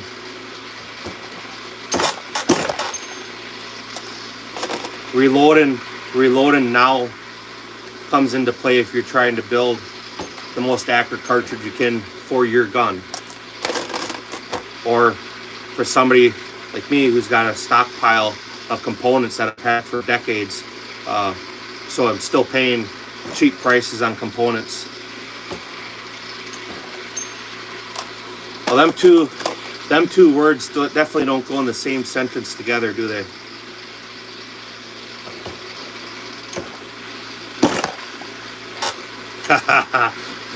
Yeah. Was it a straight blow up or was it just a mess?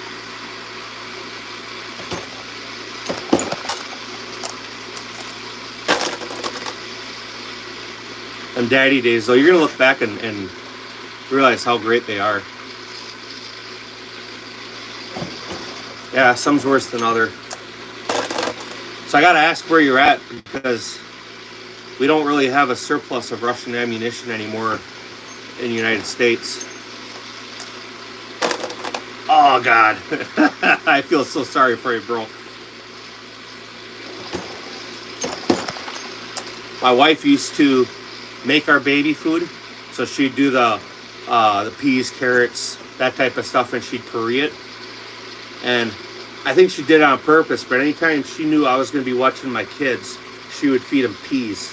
And I mean, I don't need to go into any more detail because I know your daughter's done it, but I think my wife used to do that to me on purpose, because that was, to this day I have nightmares about what that used to be.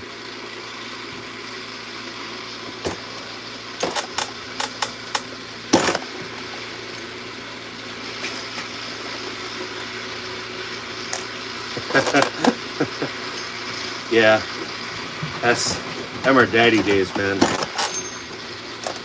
It's amazing how quick a woman, motherly instincts kick in.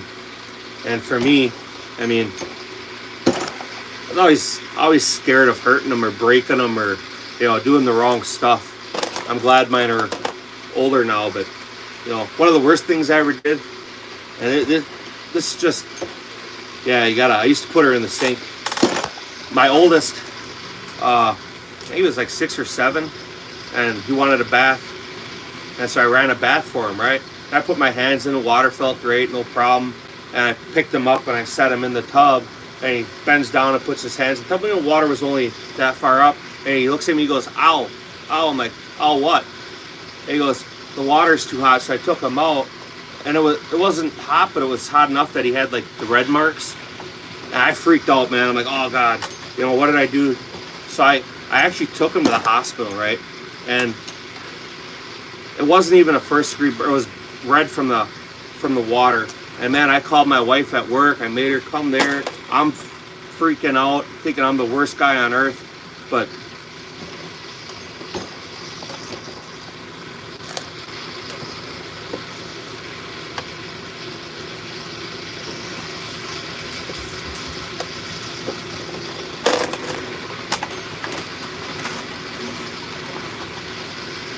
So that stuff will happen. Worst thing is too, when you got to put them in the shower, I'm sure she probably had a onesie on, so you had to take it off. That's horrible.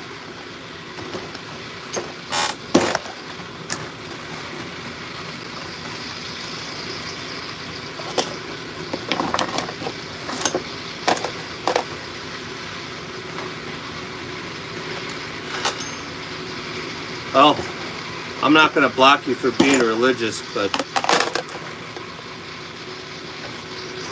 yeah, bad things happen. You know, that's, as an adult now with kids, I mean, I'm amazed what my mom and dad had to do.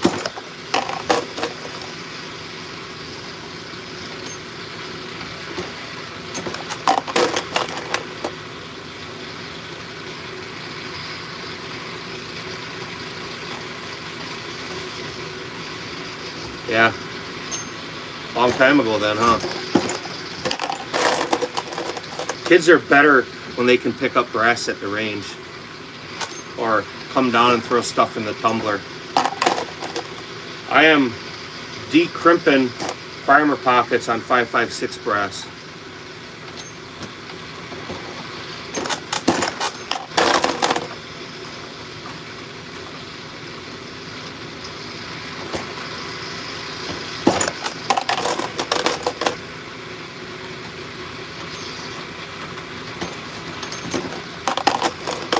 Yeah, I'm almost done.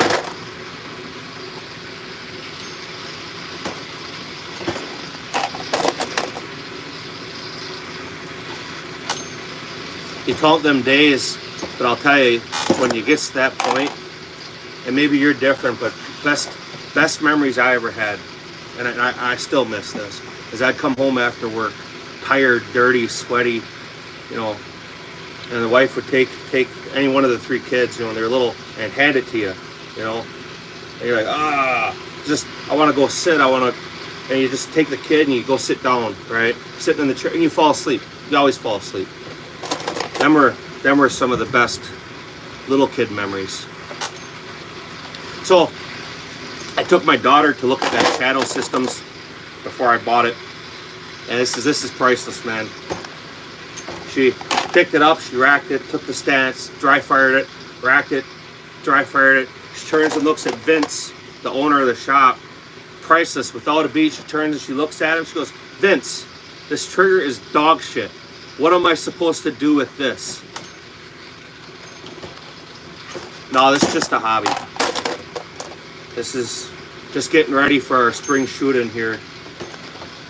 I can do it now when I got nothing else to do in the middle of winter, or I can try to find the time when it's time to shoot and camp and ride motorcycles.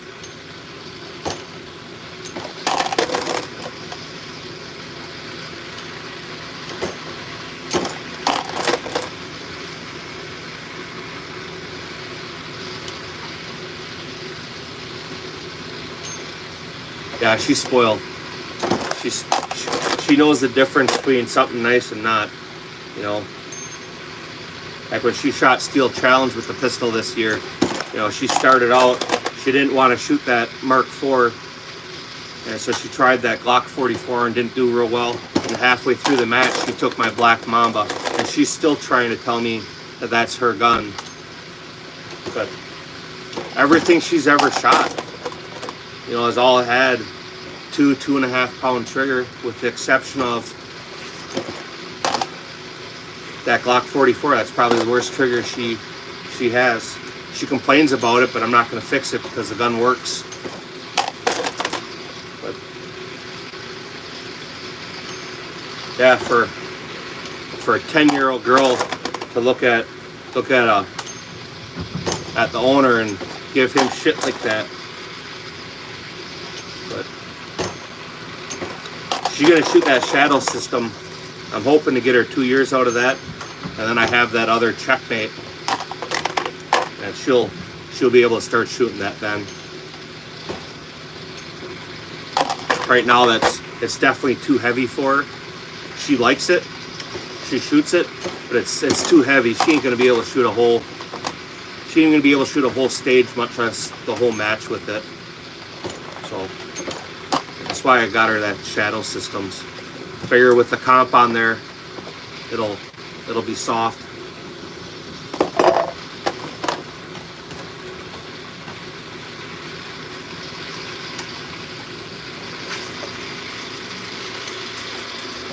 Yeah, they'll give them back.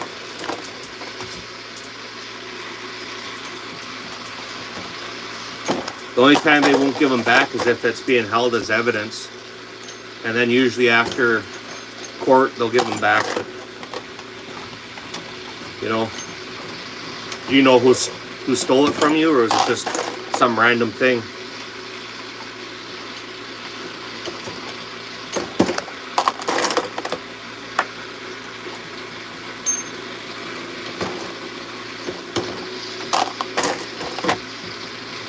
Yeah, that's interesting.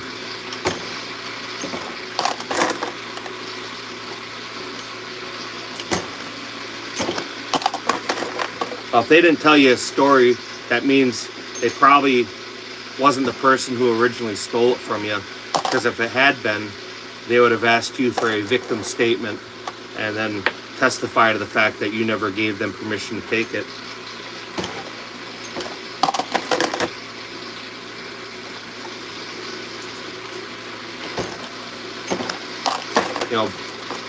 Buying and selling private firearms, it's easy that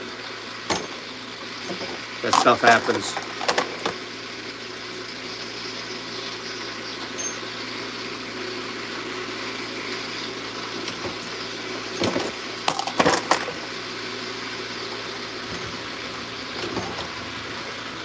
April!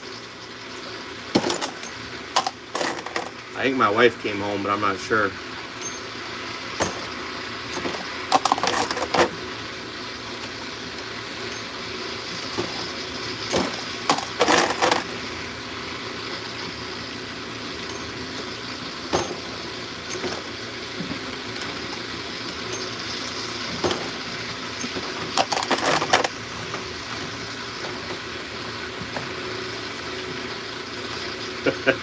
I don't know who that is, but I am gonna have to use that.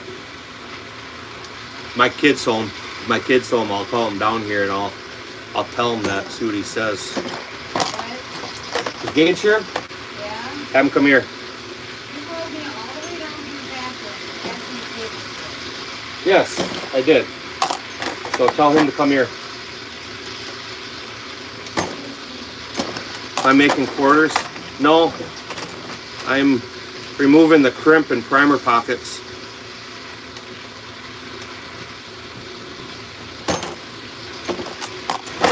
UFC fighter. Just stay on for a minute, because he'll come down here and we'll ask him that. They'll be for an AR.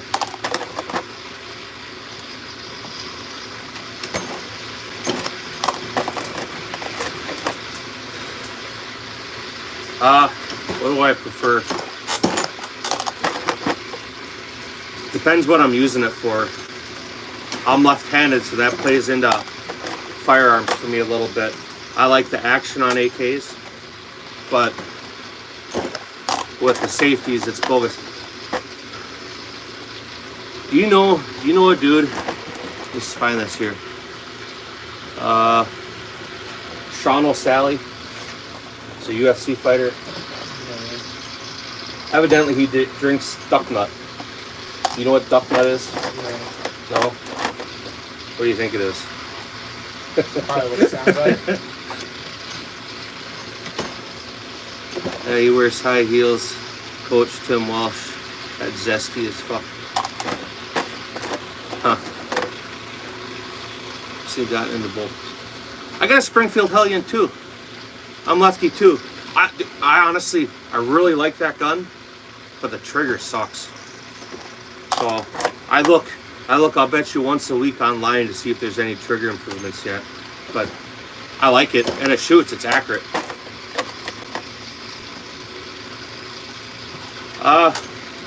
I guess it'd be Wisconsin batteries. You want to do me a favor? All right. Take that brass, shake it out, and then we can reload it.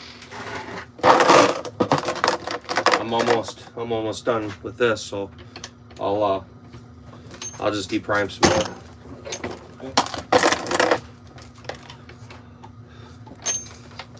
Yeah, a lot of people like Walthers. I like all guns, but primarily I shoot CZs for pistols.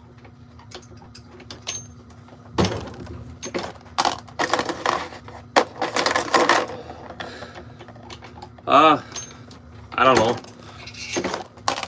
I haven't shaved it off in years. Last time I shaved it was because I had to, and it was because I got in a fight and I didn't want to get picked out. Yeah, I wouldn't mind getting the 18-inch. Mine's a 16-inch. I got one of the first ones when they released them, but I think I'd want the 20-inch because I have the 16. I'd probably go with the 20, but I won't even consider that until there's a trigger upgrade. I think if they shoot as good or better than the 16, that could be a fun rifle to play with.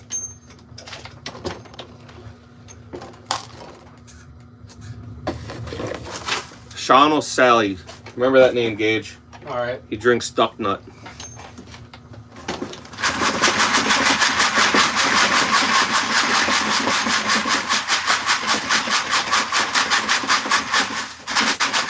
He'll be quiet in a second. He's just getting the tumble media out of the brass. Yeah, they have a different safety on them now too. They changed the profile on the safety, so it's a little. I guess it's a little easier to activate. They have aftermarket solutions and retro kits that you can change them, but mine has the original one.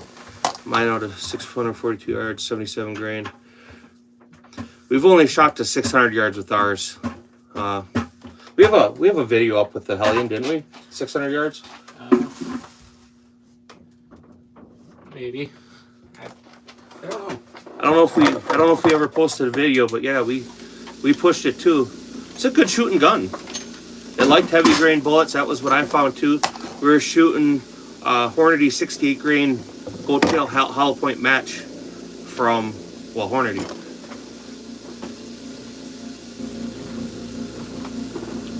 What brass you want me to throw in then? That stuff. Okay. You throw in a couple handfuls, probably 4. Dump that right away then. Yeah, that's garbage. Dump that in there. Dump that stuff in there.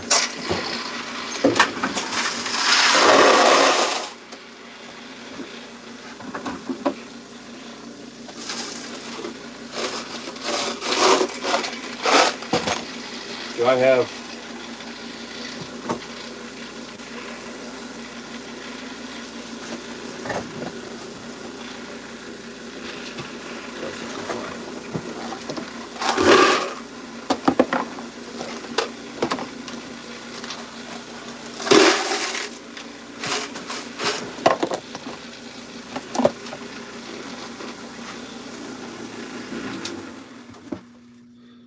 the 17 HMR 556?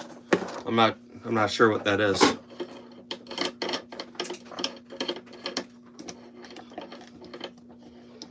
that a 17 HMR that's built on an AR platform?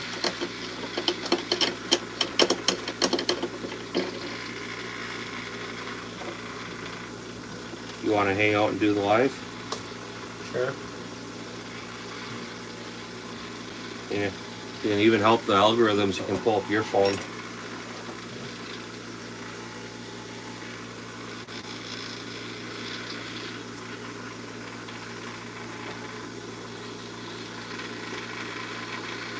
Oh. Yeah, I know what you're talking about now. I saw like 30 seconds of that video and turned it off. 5,200 feet per second. You're gonna smoke that barrel in less than 1,000 rounds.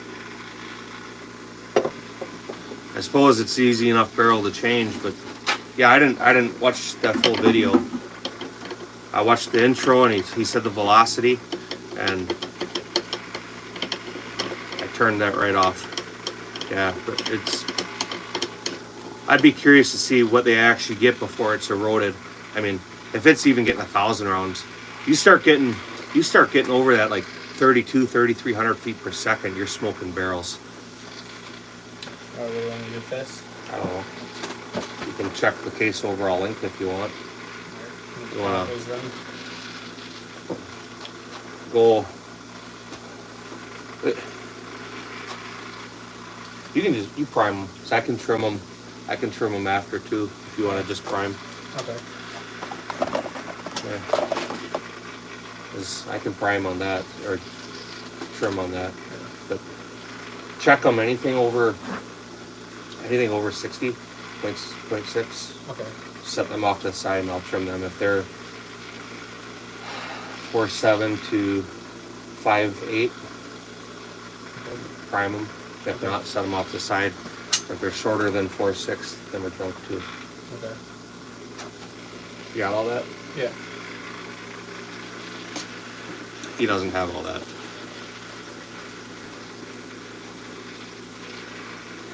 Yeah.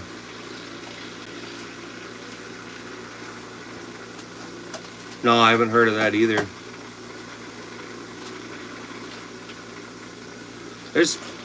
Them guys do a lot of stuff with different cartridges, and it's cool to see the development and the engineering and the prototyping.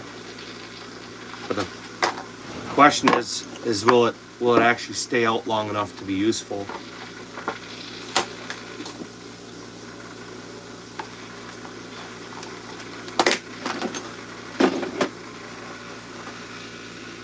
Going on 375 ballistic. Yeah, that's a big round too. Yeah, so is the 338. I have my biggest rifle cartridge is 300 short mag, and then I jump right up from a 300 Winchester short mag to 50 BMG. My 300 it's a monster of a rifle. I bought it for hunting when I still hunted. I mean, anything in North America, I can load down to an 80 grain bullet and I can shoot well past a 300 grain with it. So anything you wanted to shoot, you could shoot with that gun. But I don't get into a lot of that wildcat stuff or the new latest greatest thing for SHOT Show. Keeps it simpler for me. It's easy to keep components in stock. Even with my pistol cartridges, other than my 9mm major that I shoot, everything's either 380, 9mm, 357, 38, 44 Magnum.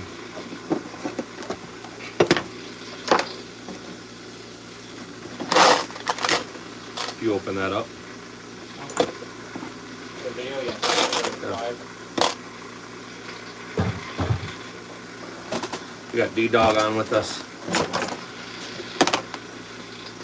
My kid's sitting over at my other loading bench. He's gonna measure brass and then prime it for me. Since he's over there, I usually prime on the machine, but if he's gonna measure them, he can prime them there too. It's a whole lot faster.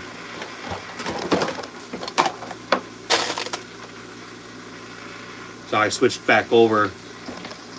I don't wet tumble at all. I use corn cob. So I switched back over. I had some more brass come out of the tumbler. A 6.5 Creed.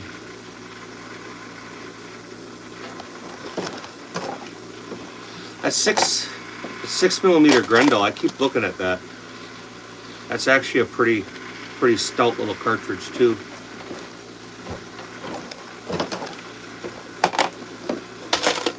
I think the answer is because the Shadow 2 was never intended to be a carry gun. It's a competition gun.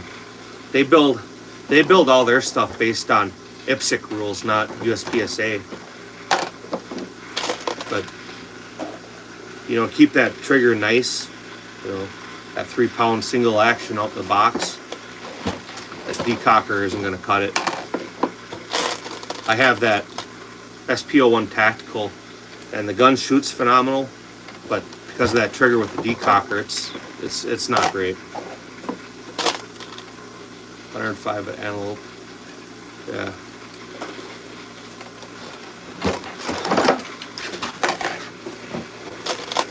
If memory serves me right, to build that in an AR, there's a couple different bolts to use, right? You have a type 1 or type 2 or type 3 bolt. Did you build that or did you purchase it? What barrel length? What powder too? Curious what powder. It's type 2, yeah.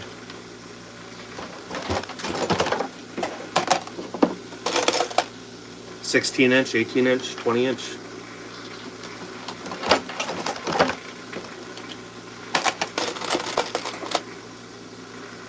Are you forming your brass, or are you just buying brass? 24. Yeah, I kind of figured it was going to be long. What are you getting for the velocity?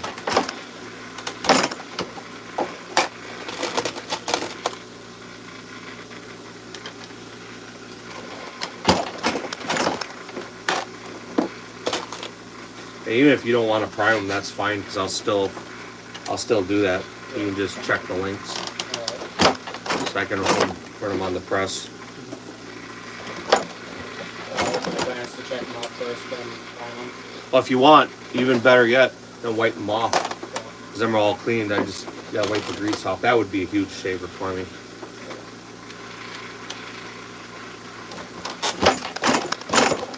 So right now, that's the advantages of having an older kid. So he came home from work, and I had him right away switch and help me with brass. 6.5 brass resize, getting it with 105s, 2,700 feet per second at 5,400 feet above sea level.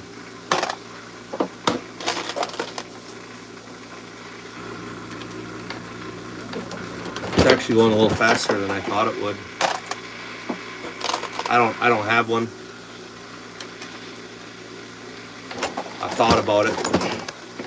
That's why the only reason I know about different bolts. So I was looking into it. You a squirter?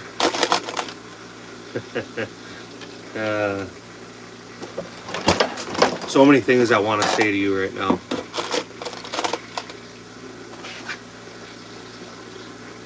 Everyone know. These special needs in my button buddy. That's solid. I'll tell you what. That's cool shit to be able to take your kid out and shooting. I can be arguing and fighting with my son to the point where I want to just snuff him out and call it an accident. But we get out to the range and we click. Most of the time everything goes good. It's neat watching him be able to shoot and be accurate. It's neat watching him run firearms. Or I shouldn't just say him. I mean, kind of like saying it because he's sitting right there. But my oldest and my daughter too. Yeah, that Sean, is it Sean O'Kelly? Yeah, I remember who drinks Stuck Nuts. Told you, man, I'm going to use that. You will too. Right, Sean O'Kelly? Sean O'Kelly? Sean O'Selly. Sean O'Selly. Yeah. Sean O'Selly. Text your mom and ask her if she'll drink a duck nut. See, here, I didn't even realize this was mixed in there. I was talking about my 300 short mag. How's this for comparison? That's the 300 short mag versus the 5.56. The size difference in them. Oh, here. Well, maybe it won't go all the way down. It's 30 cal, but yeah, that's my 300 short mag.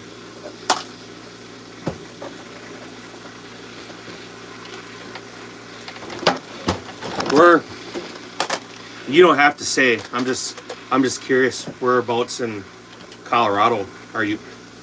Whereabouts in Colorado are you hunting at? On I'm not real familiar with the state, so you don't have to get super specific. I'm just curious. My uncle, before he passed, he lived in Colorado Springs.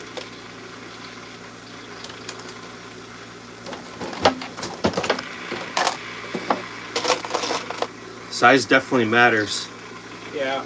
And just like with this though, it's not the length, guys. It's not the length. It's all about the girth.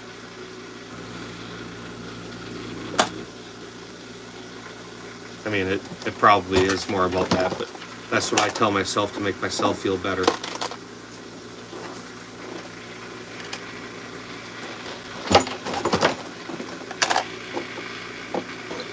Well, if you don't have either, man, you better have a good tongue.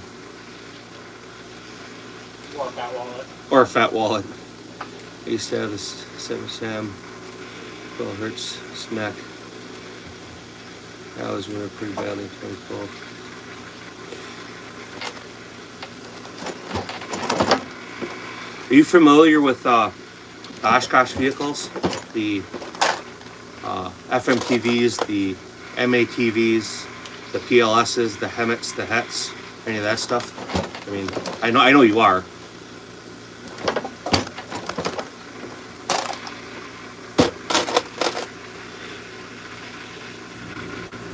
Yeah, 5 minutes.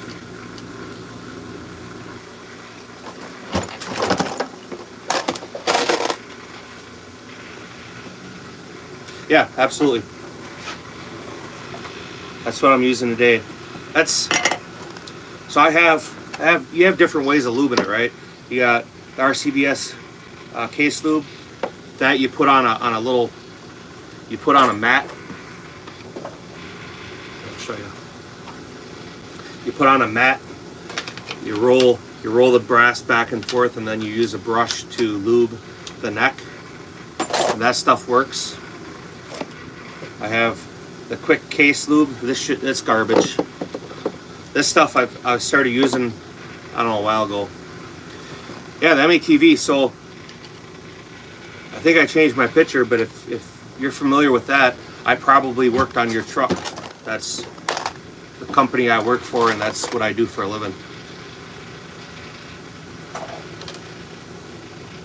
So every single MATV we sold, I had my hands on. Yeah, lanolin and alcohol. My friend who taught me how to reload, he did the same thing.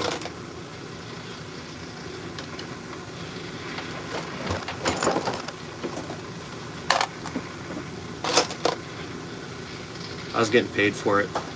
I'd love to say it was something more than that, but I was getting paid. I love the truck, so I've been doing that for 20 years. I actually just had my 20-year anniversary. My truck, my specialty right now is we do the JLTVs. That's the Joint Light Tactical Vehicle.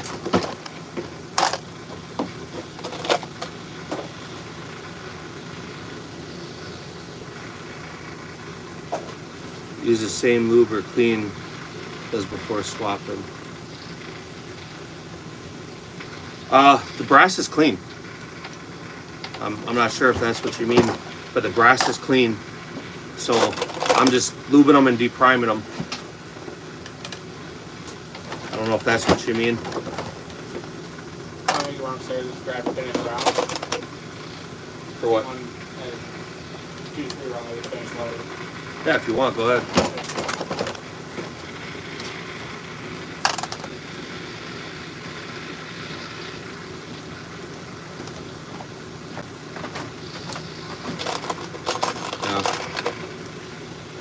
And I would, yeah, you'd see it on my face, I hope. So I feel you, man. I do. And I don't want to start that conversation now. But I'm glad that you're here right now and we're having a conversation.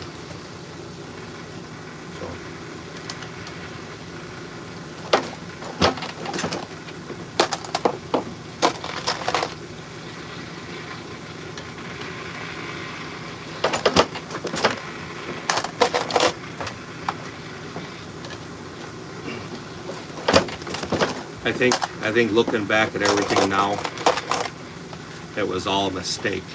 Yeah. We shouldn't have been there, but we did, and you know. So this is what the cartridge will look like. That's what we're working on loading, and this is one of the if you know, you know, right?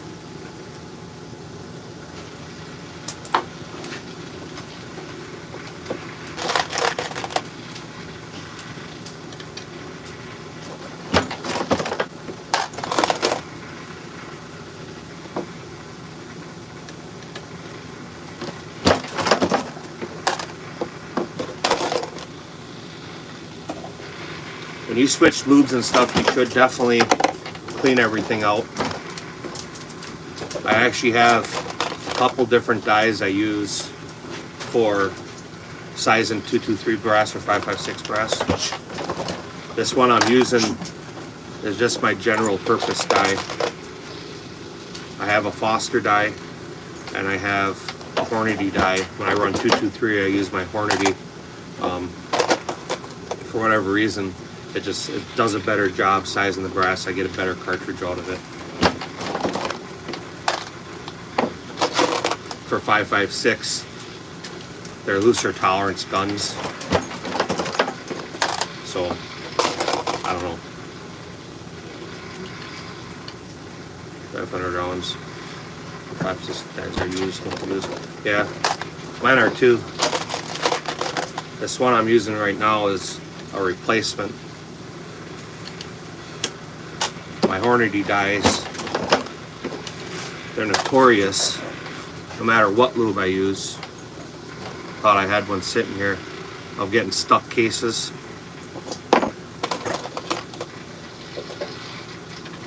So I had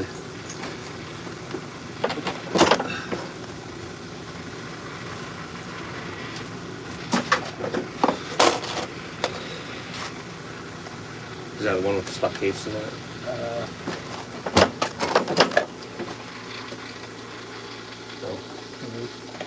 This one. There you go. Yeah. I know it's sitting here somewhere.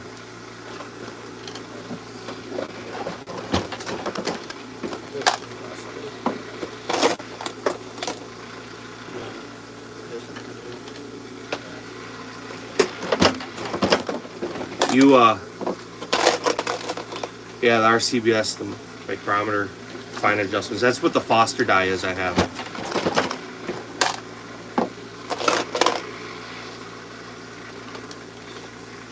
Precision cartridges, you know, that's absolutely necessary. For what I'm doing here, it's almost all a waste. This is just going to be practice ammo for going out when it gets warm, getting my son comfortable with that AR. He shot at precision, but he hasn't done any movement with it or fast target transition, and he hasn't done any mag changes. So we'll be shooting in competitions with it this spring. The home range I belong to picked up PSCL, right? Yeah. PCL, whatever, PSCL, PC, whatever. But it's a 2-gun match, so rifle, pistol, and so he'll be shooting them this year.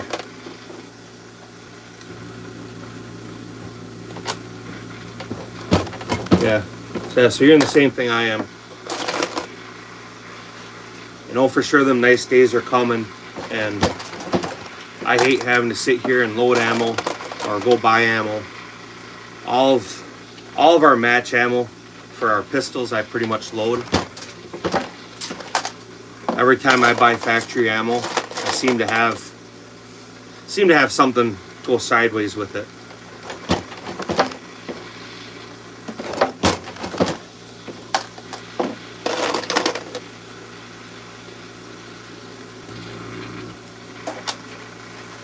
Yeah, we're in Wisconsin, so it's, other than elevation, I think we probably have real similar weather. I think you get more snow. Where? He's in Colorado. So, west, buddy. 2 states over. That's north, straight over. Get a map.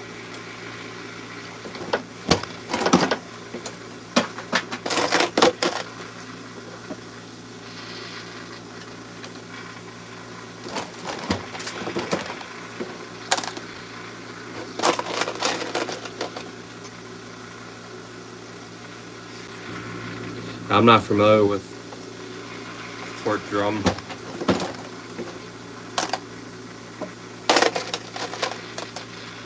Yeah, he's giving you shit too. He's like, come on, man. It's gonna sound like a dick thing to say, but he's the smartest, slowest person I've ever met. Book smarts, I mean, dude's killing it. He's in advanced classes and stuff. But like common sense stuff, like don't stare up at the sky when it's raining.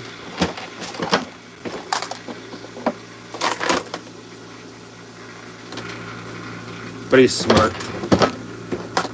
My oldest is real smart too. My daughter, man, she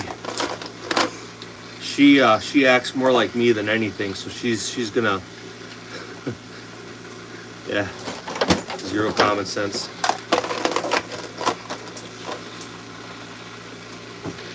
My daughter's got my personality, my temperament, and my sense of humor. So she's going to be a lot of fun in life for a lot of people except her boyfriends or husband. But she better, thank you, I appreciate it. That's, yeah, 3 of them. Fubar. This is, come here.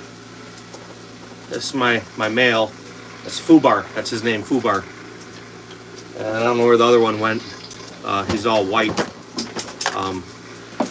His name is Leroy, and it's one of his puppies, and his mom's upstairs. She don't come down here.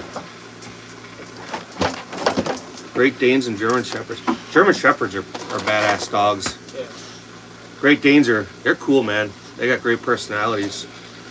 My cousin used to have one. A dog, I'm sure yours too, but he's such a big dog that he never jumped on the furniture. He would just back up to the couch and sit down like a person. Yeah, Fubar is a great name.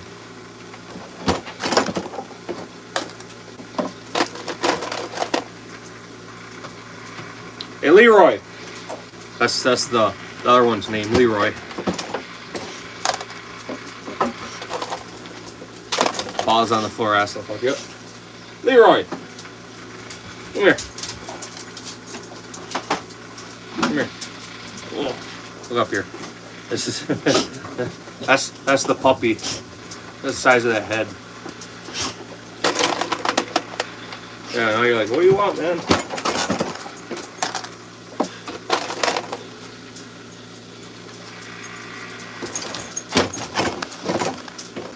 Yeah, he's a big boy. He's bigger than his dad. All the way around. Head size, you know. I told this story earlier, I don't know if you were here, but I have mom and I have dad, and he was one of the puppies in a litter, and a friend of mine was supposed to get this dog. He picked him out the second day when they were born, and so being he was supposed to go to somebody I knew and was good friends with, every day I worked with the dog. You know, as soon as his eyes were open, I had him down here with me. I'd take him out, I'd play with him. You know, I'd come home at night and just interacted with him all the time. Just going to somebody I knew. You know, at 6 weeks old, the dog was pretty well potty trained. I mean, not perfect, but pretty close. He was to the point where you could watch him downstairs and he wouldn't chew anything up. Well, I don't sell puppies before 10 weeks. I get rid of them at 10 weeks. But 9 weeks, my guy told me, he goes, yeah, I'm not going to take that dog. And number one, it kind of bummed me out because I had all the other ones sold and everybody wanted him. And number two, I spent all this time with him, bonding with him, training him, teaching him. You know, he knew how to sit, stay, come, roll over. He'd fetch for you. He was like 99% potty trained. And I was gonna sell him, and I'm like, no, I'm gonna keep him, man. He's my buddy, and I've had him since. But I've never I've never had to put him in a kennel. He's trained to stay in the yard. Yeah, dogs are great. Yeah, I feel you.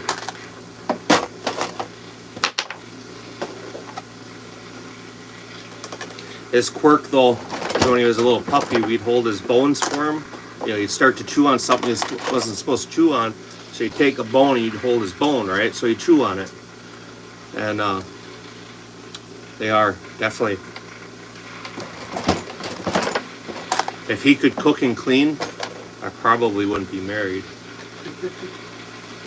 Anything else I could get and pay for, but the cooking and the cleaning kind of dictates it. But yeah, but we'd hold the bones for him, and so now when he chews on bones, like almost all the time, he'll bring the bone up to you and want you to hold it for him, and he'll eventually get frustrated and walk away and go chew on it in the corner. But anytime he wants to chew on a bone, he'll always bring it to you first to see if you'll hold it.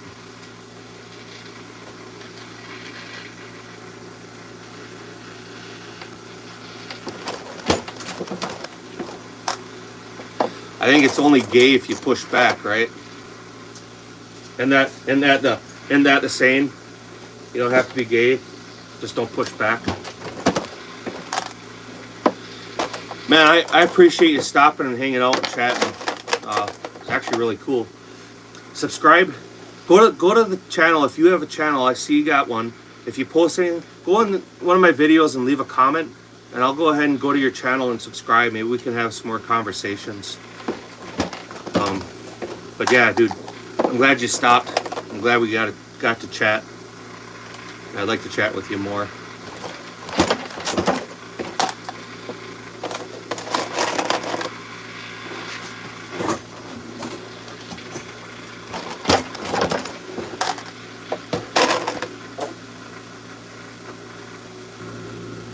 All right, man. Be good.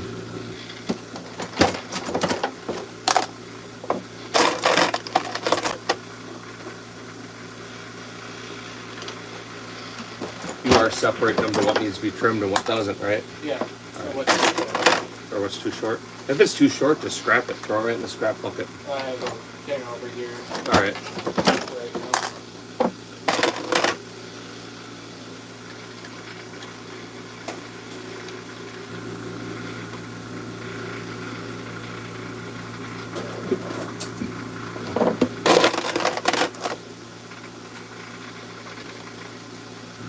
Is it snowing yet? I don't think so. It's supposed to. Is it? Yeah, we're getting a storm tonight. That was winter. Dude, winter's a shit. Yeah.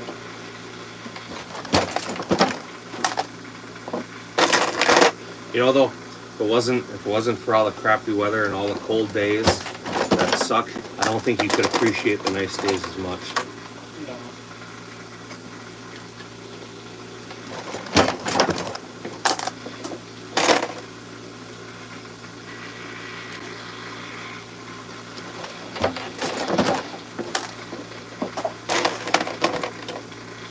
Ammo Alchemist has been popping in and out.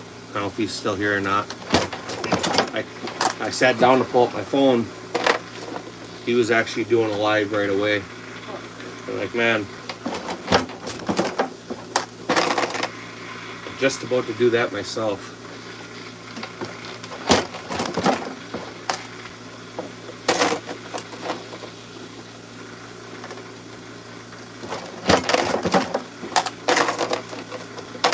I mean, he might be. There's 60 people in here right Is there? now.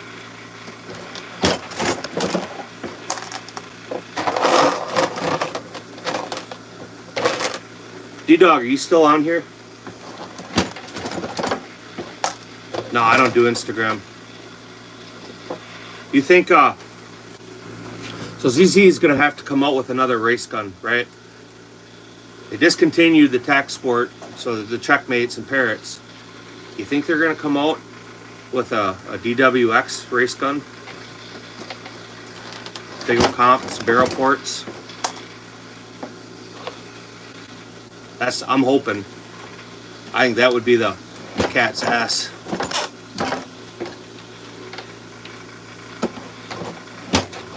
President Trump is exactly that. He's our elected representative. So I absolutely support my president.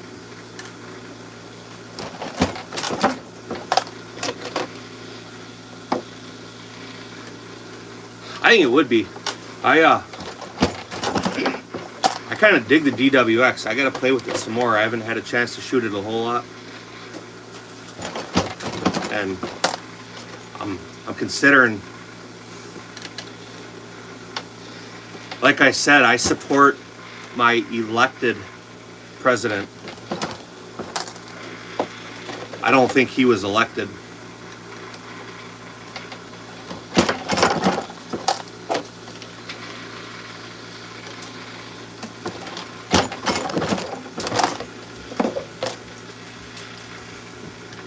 I've been thinking about picking up another one and then doing the comp on it or the ports. Although I'm pretty sure that just like everybody else is coming out with a comp gun, that they will too. I would be surprised if at SHOT Show they don't have some kind of announcement about having a ported version, or a comp version like they do with the Prodigy or something.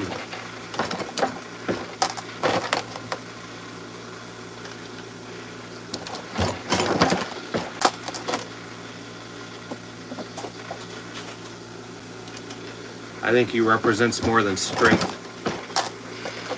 I think he straight represents the fact that sometimes if you want to have a negotiation with the person and they don't want to talk, that if you insult them a little bit and talk a little shit about them or a little shit to them, that most people are offended and they want to have that confrontation with you.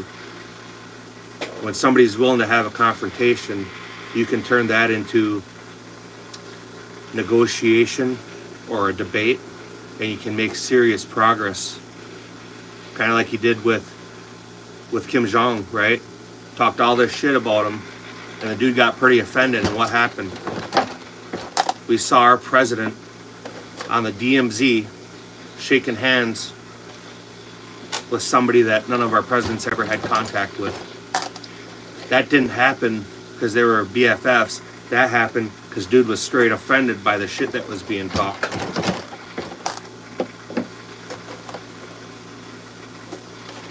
My opinion though, just my opinion.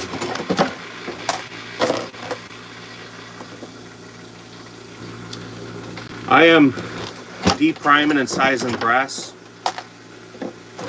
So eventually, yes, it will become a finished Freedom Seed spreader. We got there. That's the same round as before. Oh, yeah. Do one of them.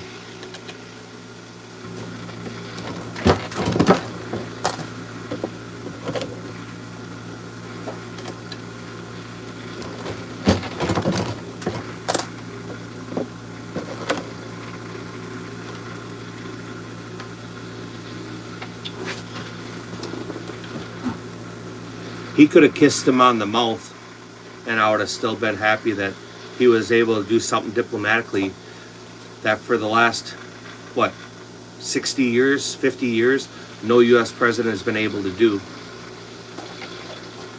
Should he have saluted him? Yes. Because like it or not, the dude's a president of a country. You show him absolute respect, and that's how you get respect in return.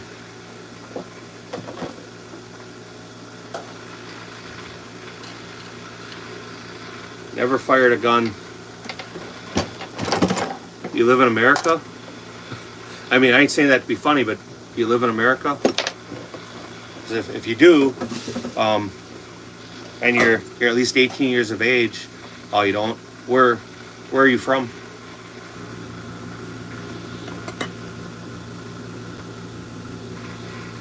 India?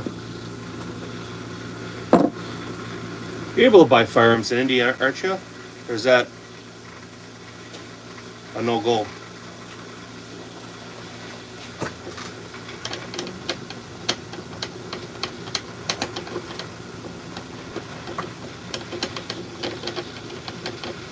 Stand by. You not know anybody that owns a firearm? Your mom makes supper? Is she gonna make supper? I don't know if she did anything. It's alright.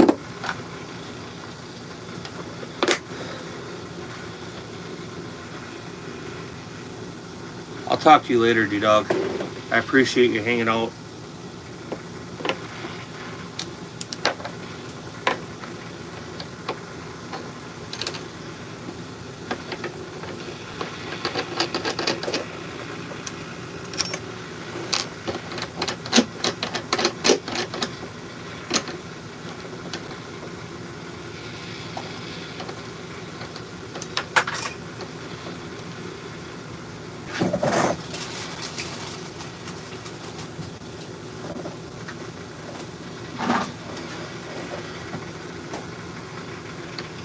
How old are you?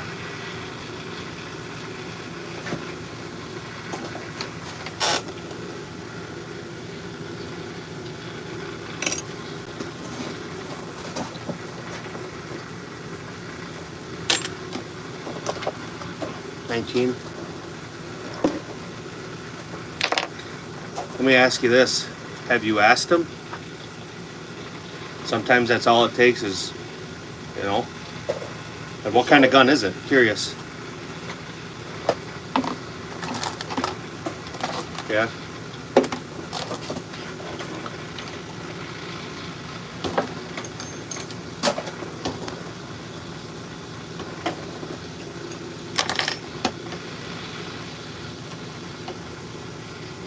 Old gun.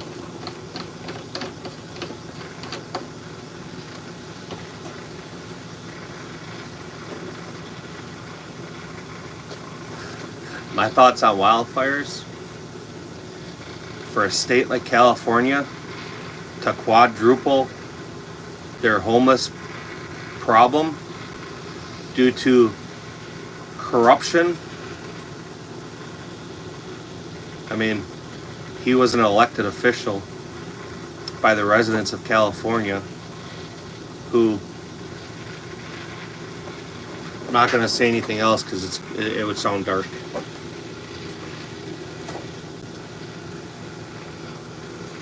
They're the same people that voted to give up their gun rights rather smoke dope than have freedoms. That to me says a lot about a person, doesn't it? Oh, I'm not going to explain. That sounds like a good way for me to get another hate speech. Whenever I voice my opinion, I like to get hit for that.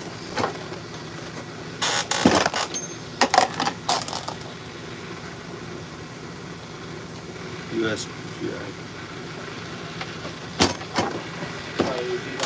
Huh? Probably went to be done. Probably St. Uzi. My mom died of COVID. So yeah, COVID was crazy. That was a crazy time. Kids lost over a year in school. I was what they called an essential worker. No, they don't like us. I was an essential worker, so when everybody I knew got to sit at home and hang out, I had to go to work on 12-hour shifts. So COVID should have never happened.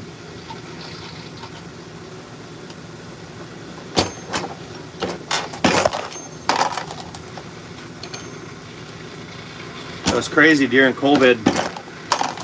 The company I worked for actually had letters that we had to carry when we were going to or from work from the Department of Defense saying that we were essential and that our movement was not to be inhibited.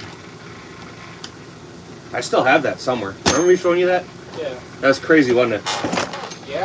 I should have put it online and sold it. What? Yeah, It was crazy thing. You know.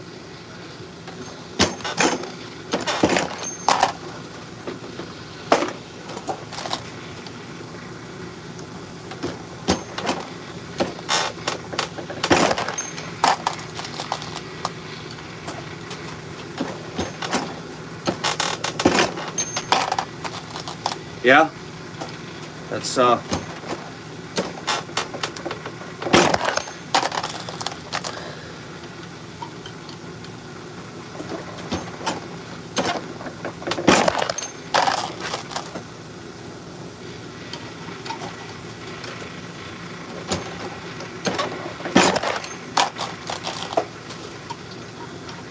you work tomorrow? Yeah. Same time? 8 to 5. 8 to 5. Gonna have your own ass up tomorrow? Yeah. Just like 8 to 5. Yeah.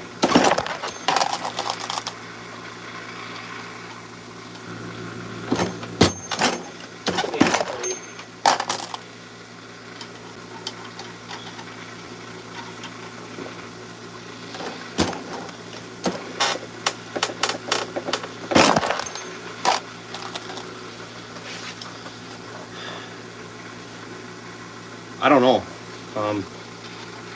I know in a lot of other countries that they'll shoot you for trying to cross a border.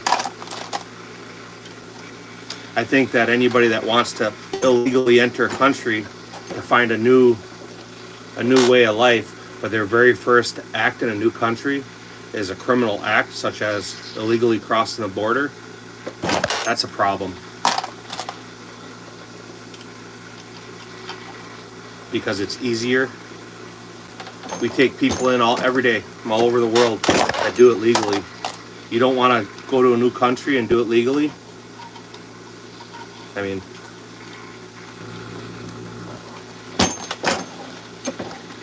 I hope he fixes the border.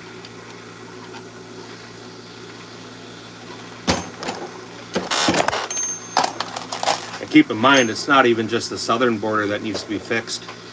There's just as many illegals crossing our northern border than our southern border.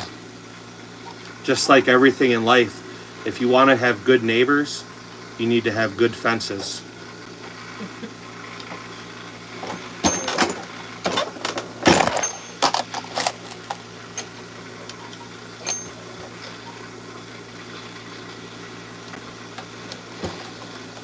Well, you said it, not me. You're illegal. So I don't need you here. I don't want you here. And you're not going to be here. So see you later.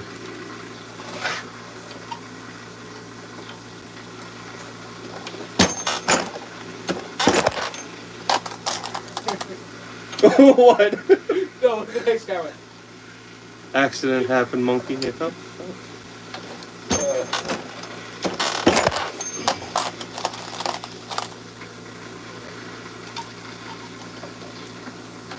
I work for the Department of Defense.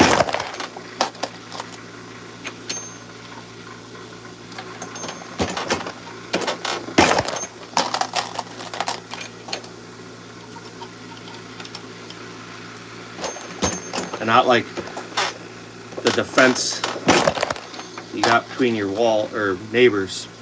My specialty is I work with medium and heavy tactical wheeled vehicles with integration of global technology.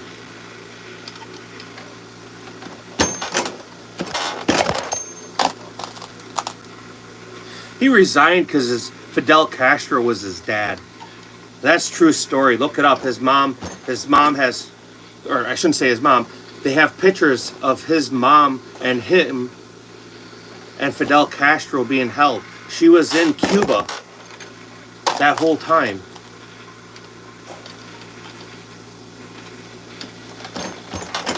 Robin Welkoff.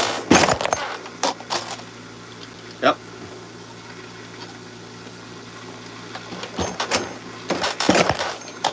So you know the company then.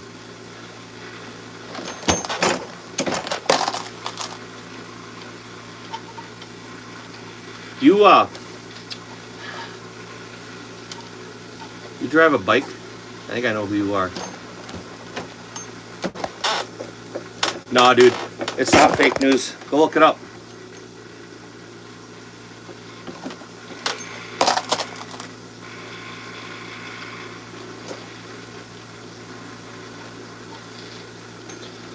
We all love taxes. We don't pay enough. In fact, I shouldn't be allowed any amenities in life or any comforts. I should just strictly work to give all my money away.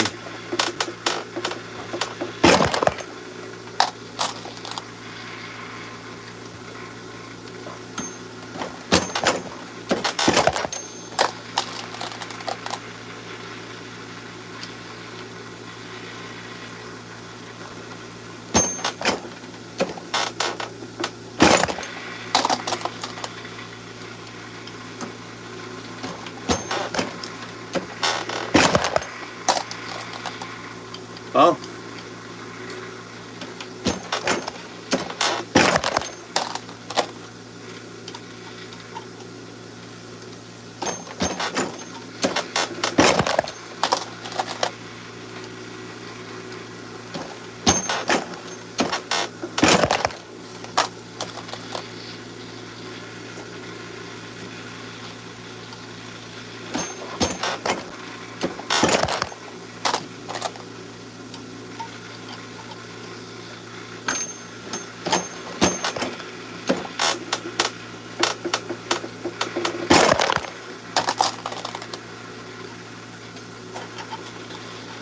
yeah, no, I don't think I'm sending anybody anything.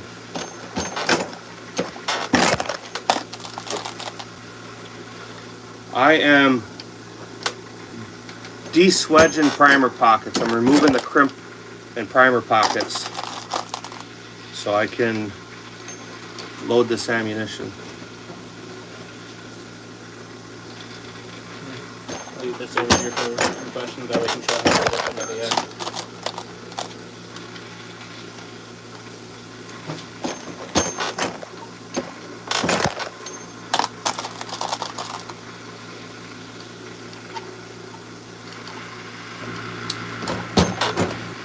The United States built the Panama Canal, and we ran, operated, and maintained it.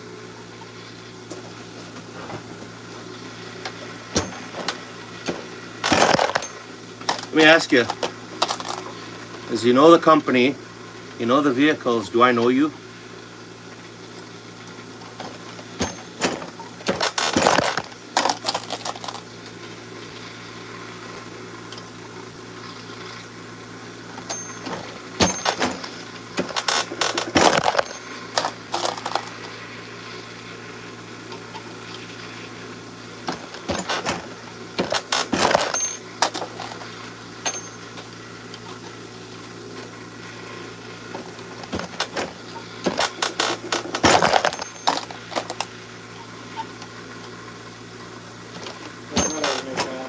I didn't know there was a new canal.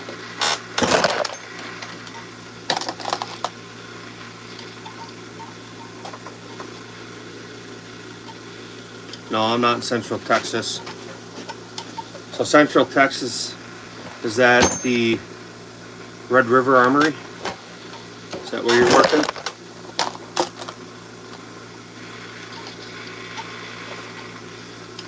You guys should really consider being our 51st state.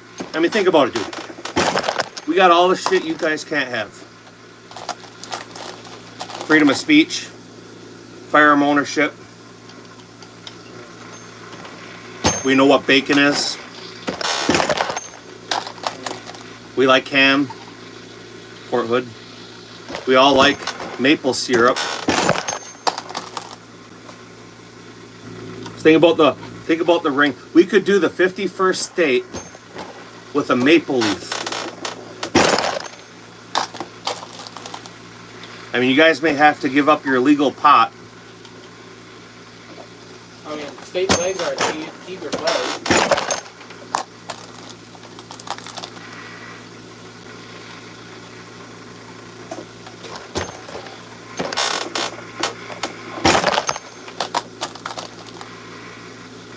If you notice, I'm pushing on some of these real hard. And this is one, I don't know if you can see it, there's actually a ring around the cutout portion. And that's what you call, it's a crimped or a staked primer pocket.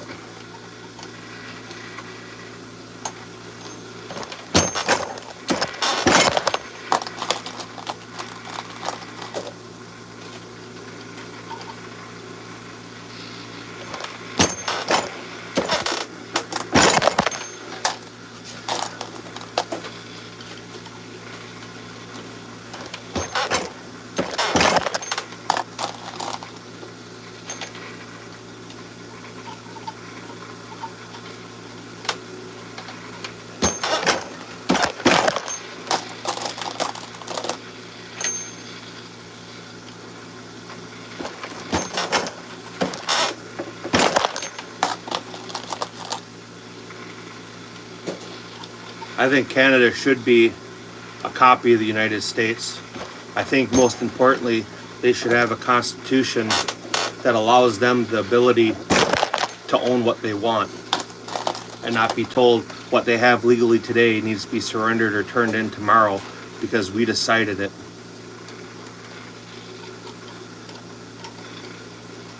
I can't afford to buy Greenland.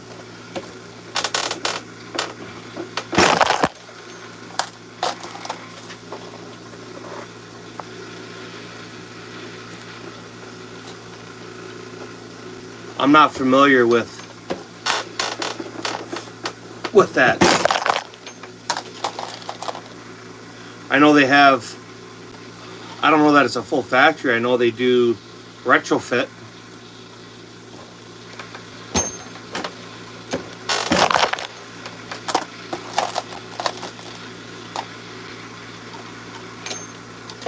Nobody in their right mind truthfully believes that Canada would accept becoming part of the United States.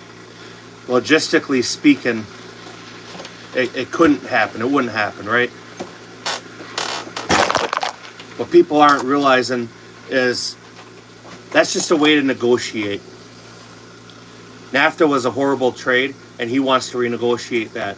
How do you start that? By pissing off your guy who doesn't want to have a conversation. You piss somebody off, and now they want to come have a verbal confrontation with you to set this straight. Well, now you have an opportunity to have some real discussions. What kind of vehicles are there? I'm not depriming anything anymore. I started out depriming, and now I'm removing the crimped or the staked primer pocket, and it's going to be 5.56 cartridges. My guess, before you even answer this, is it's going to be JLTV and probably retrofit.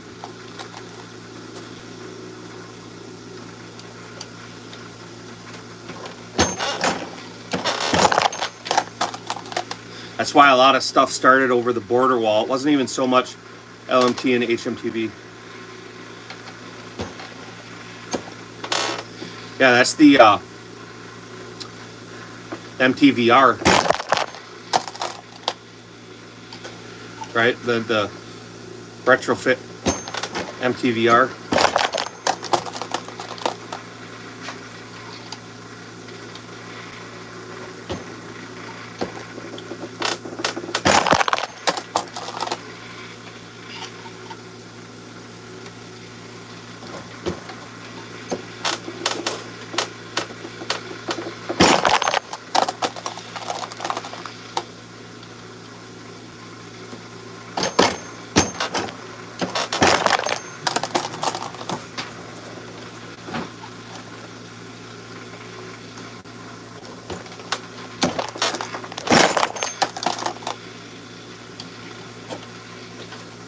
So what do you do down there?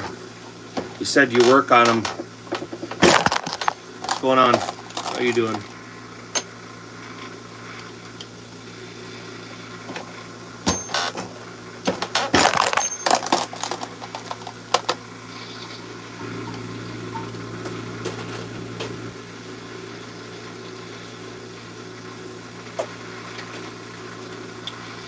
Oh, that's the FMTVs. The FMTV A2.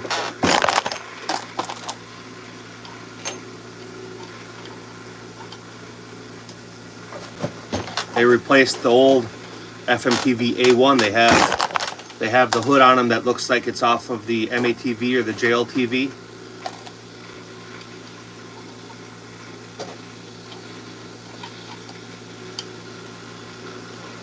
How'd you lose your job? What were you doing?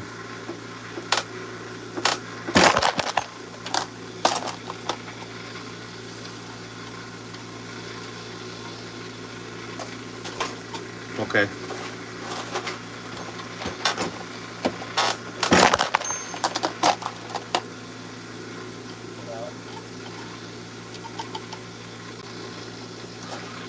Musk is an interesting feller.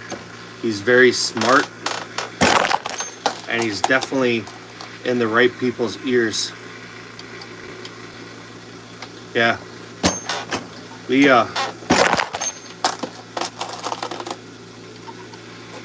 We get about the same schedule.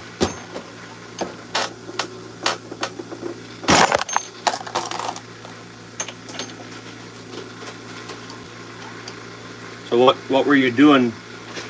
What type of work that you got laid off?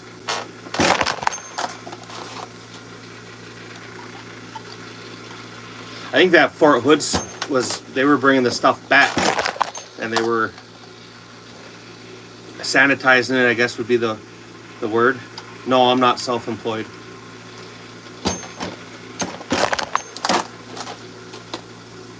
I know a lot of stuff would go through there, and then it would come up here, and it would get torn down and remanned.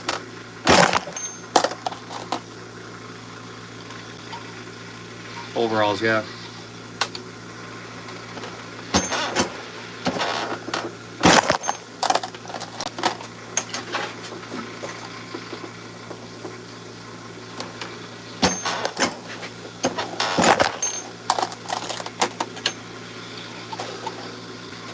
Well, that sucks.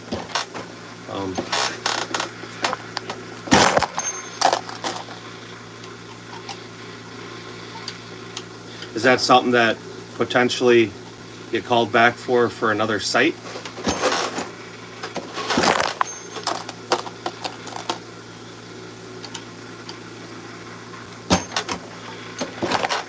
Yeah, I had a long way to go for me. Are you doing, what is retirement, 68 for you? Or is it 65?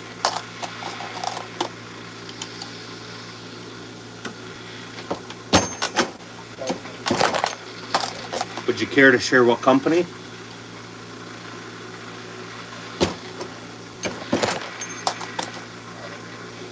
$65. I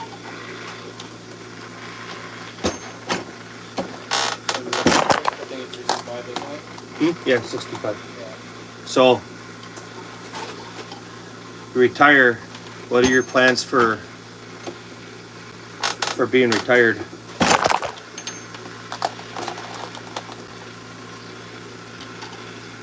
I'm not sure what MNC is.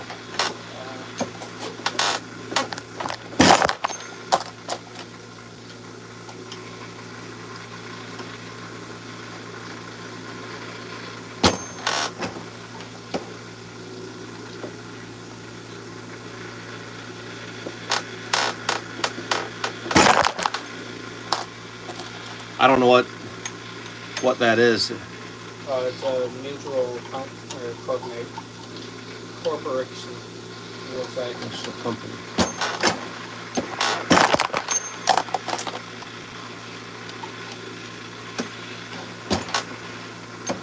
yeah. What So it's a company what that country? has- That's not multinational company. What country are you in? Are you in the States?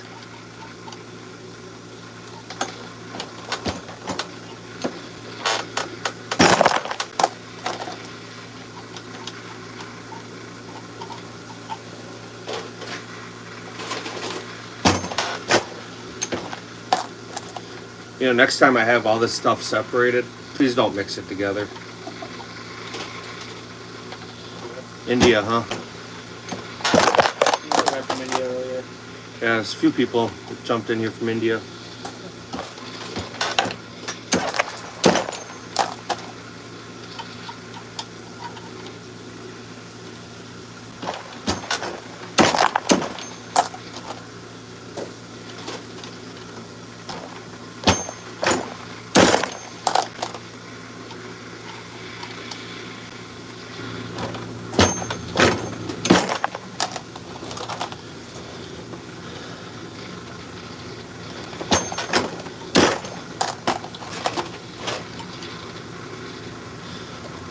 Seems like everybody works for somebody in the United States.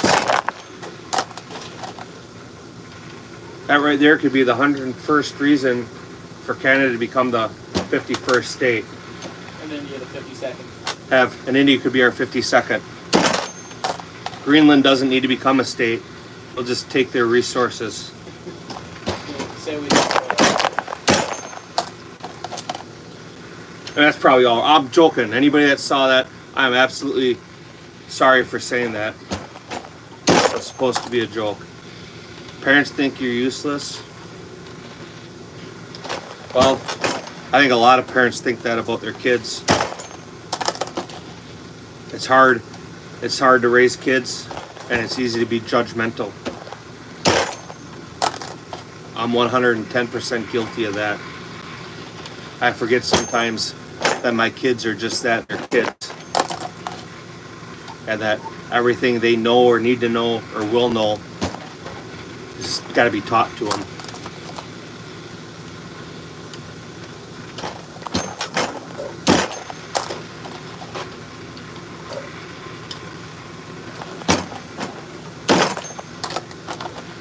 Thank you.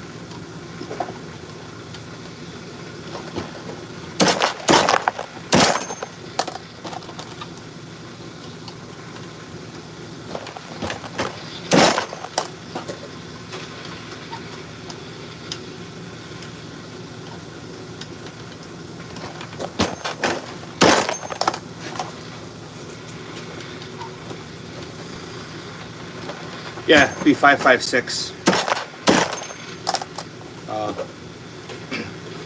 We got some rifle matches coming up in the spring. So my son, he shoots rifle now. Shoots precision rifle, but he's never shot any like run and gun stuff, tactical type rifle. So getting prepared for him to be able to go out and get comfortable doing some movement on stages, as well as being able to do some reloads. So that's the purpose of what we're loading for right now. It's not for tomorrow, it's for a couple months from now, for him to be able to go out and burn up 1,000 rounds.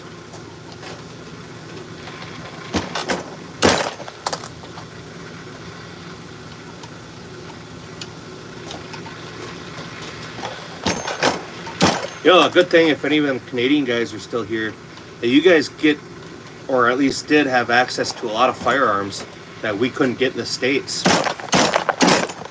as well as a lot of ammunition. When we couldn't get ammunition here, you guys were still able to get it, because where America had a small arms embargo against China, so we wouldn't allow their importation of firearms. 101st. Where we wouldn't import their firearms due to small arms, as well as small arms ammunition. You guys were still able to get that. that one guy has to get a hold of it to see it. If I can see that. Yeah. Right here. This is the best part, right? Oh, here's this side. That ain't the round, is it? Yeah, it is. Oh, there it is. If you know, I mean, then you know. That's only because I bought a bunch in bulk because they were cheap. And cheap and high volume go together really well.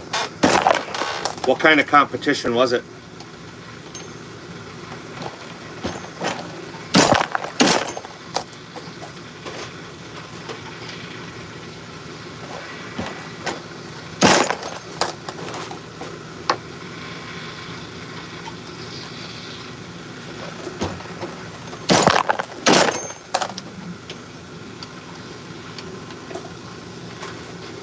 Yeah.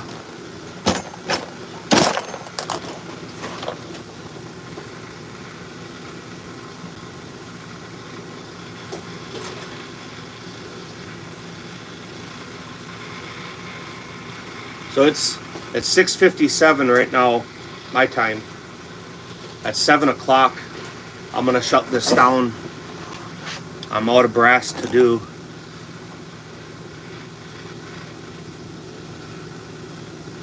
200, 400, 600, 800 yard meters. So precision rifle. I compare all my kids to one another too, and I'm usually comparing them because something they did let me down, or I felt disappointed. Don't take it too hard on yourself.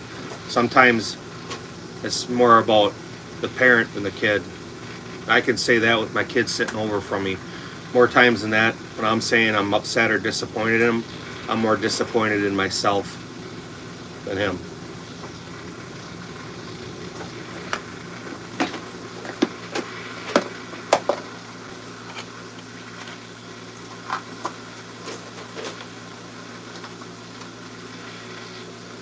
Match grade info. I love the M1As. That's right there, right? One of my favorite rifles.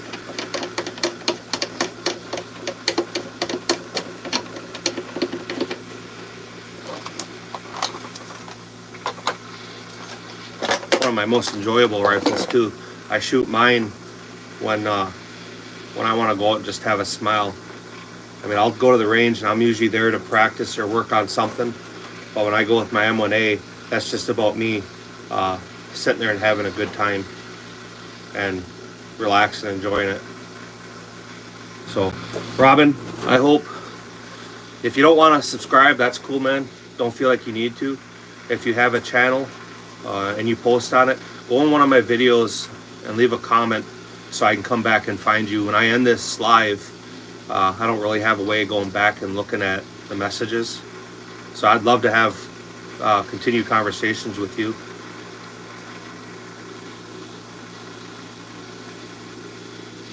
They're from Russia. So any of you guys that stuck around or jumped in, I appreciate the support, keeping me company. And I'm going to go ahead and end this.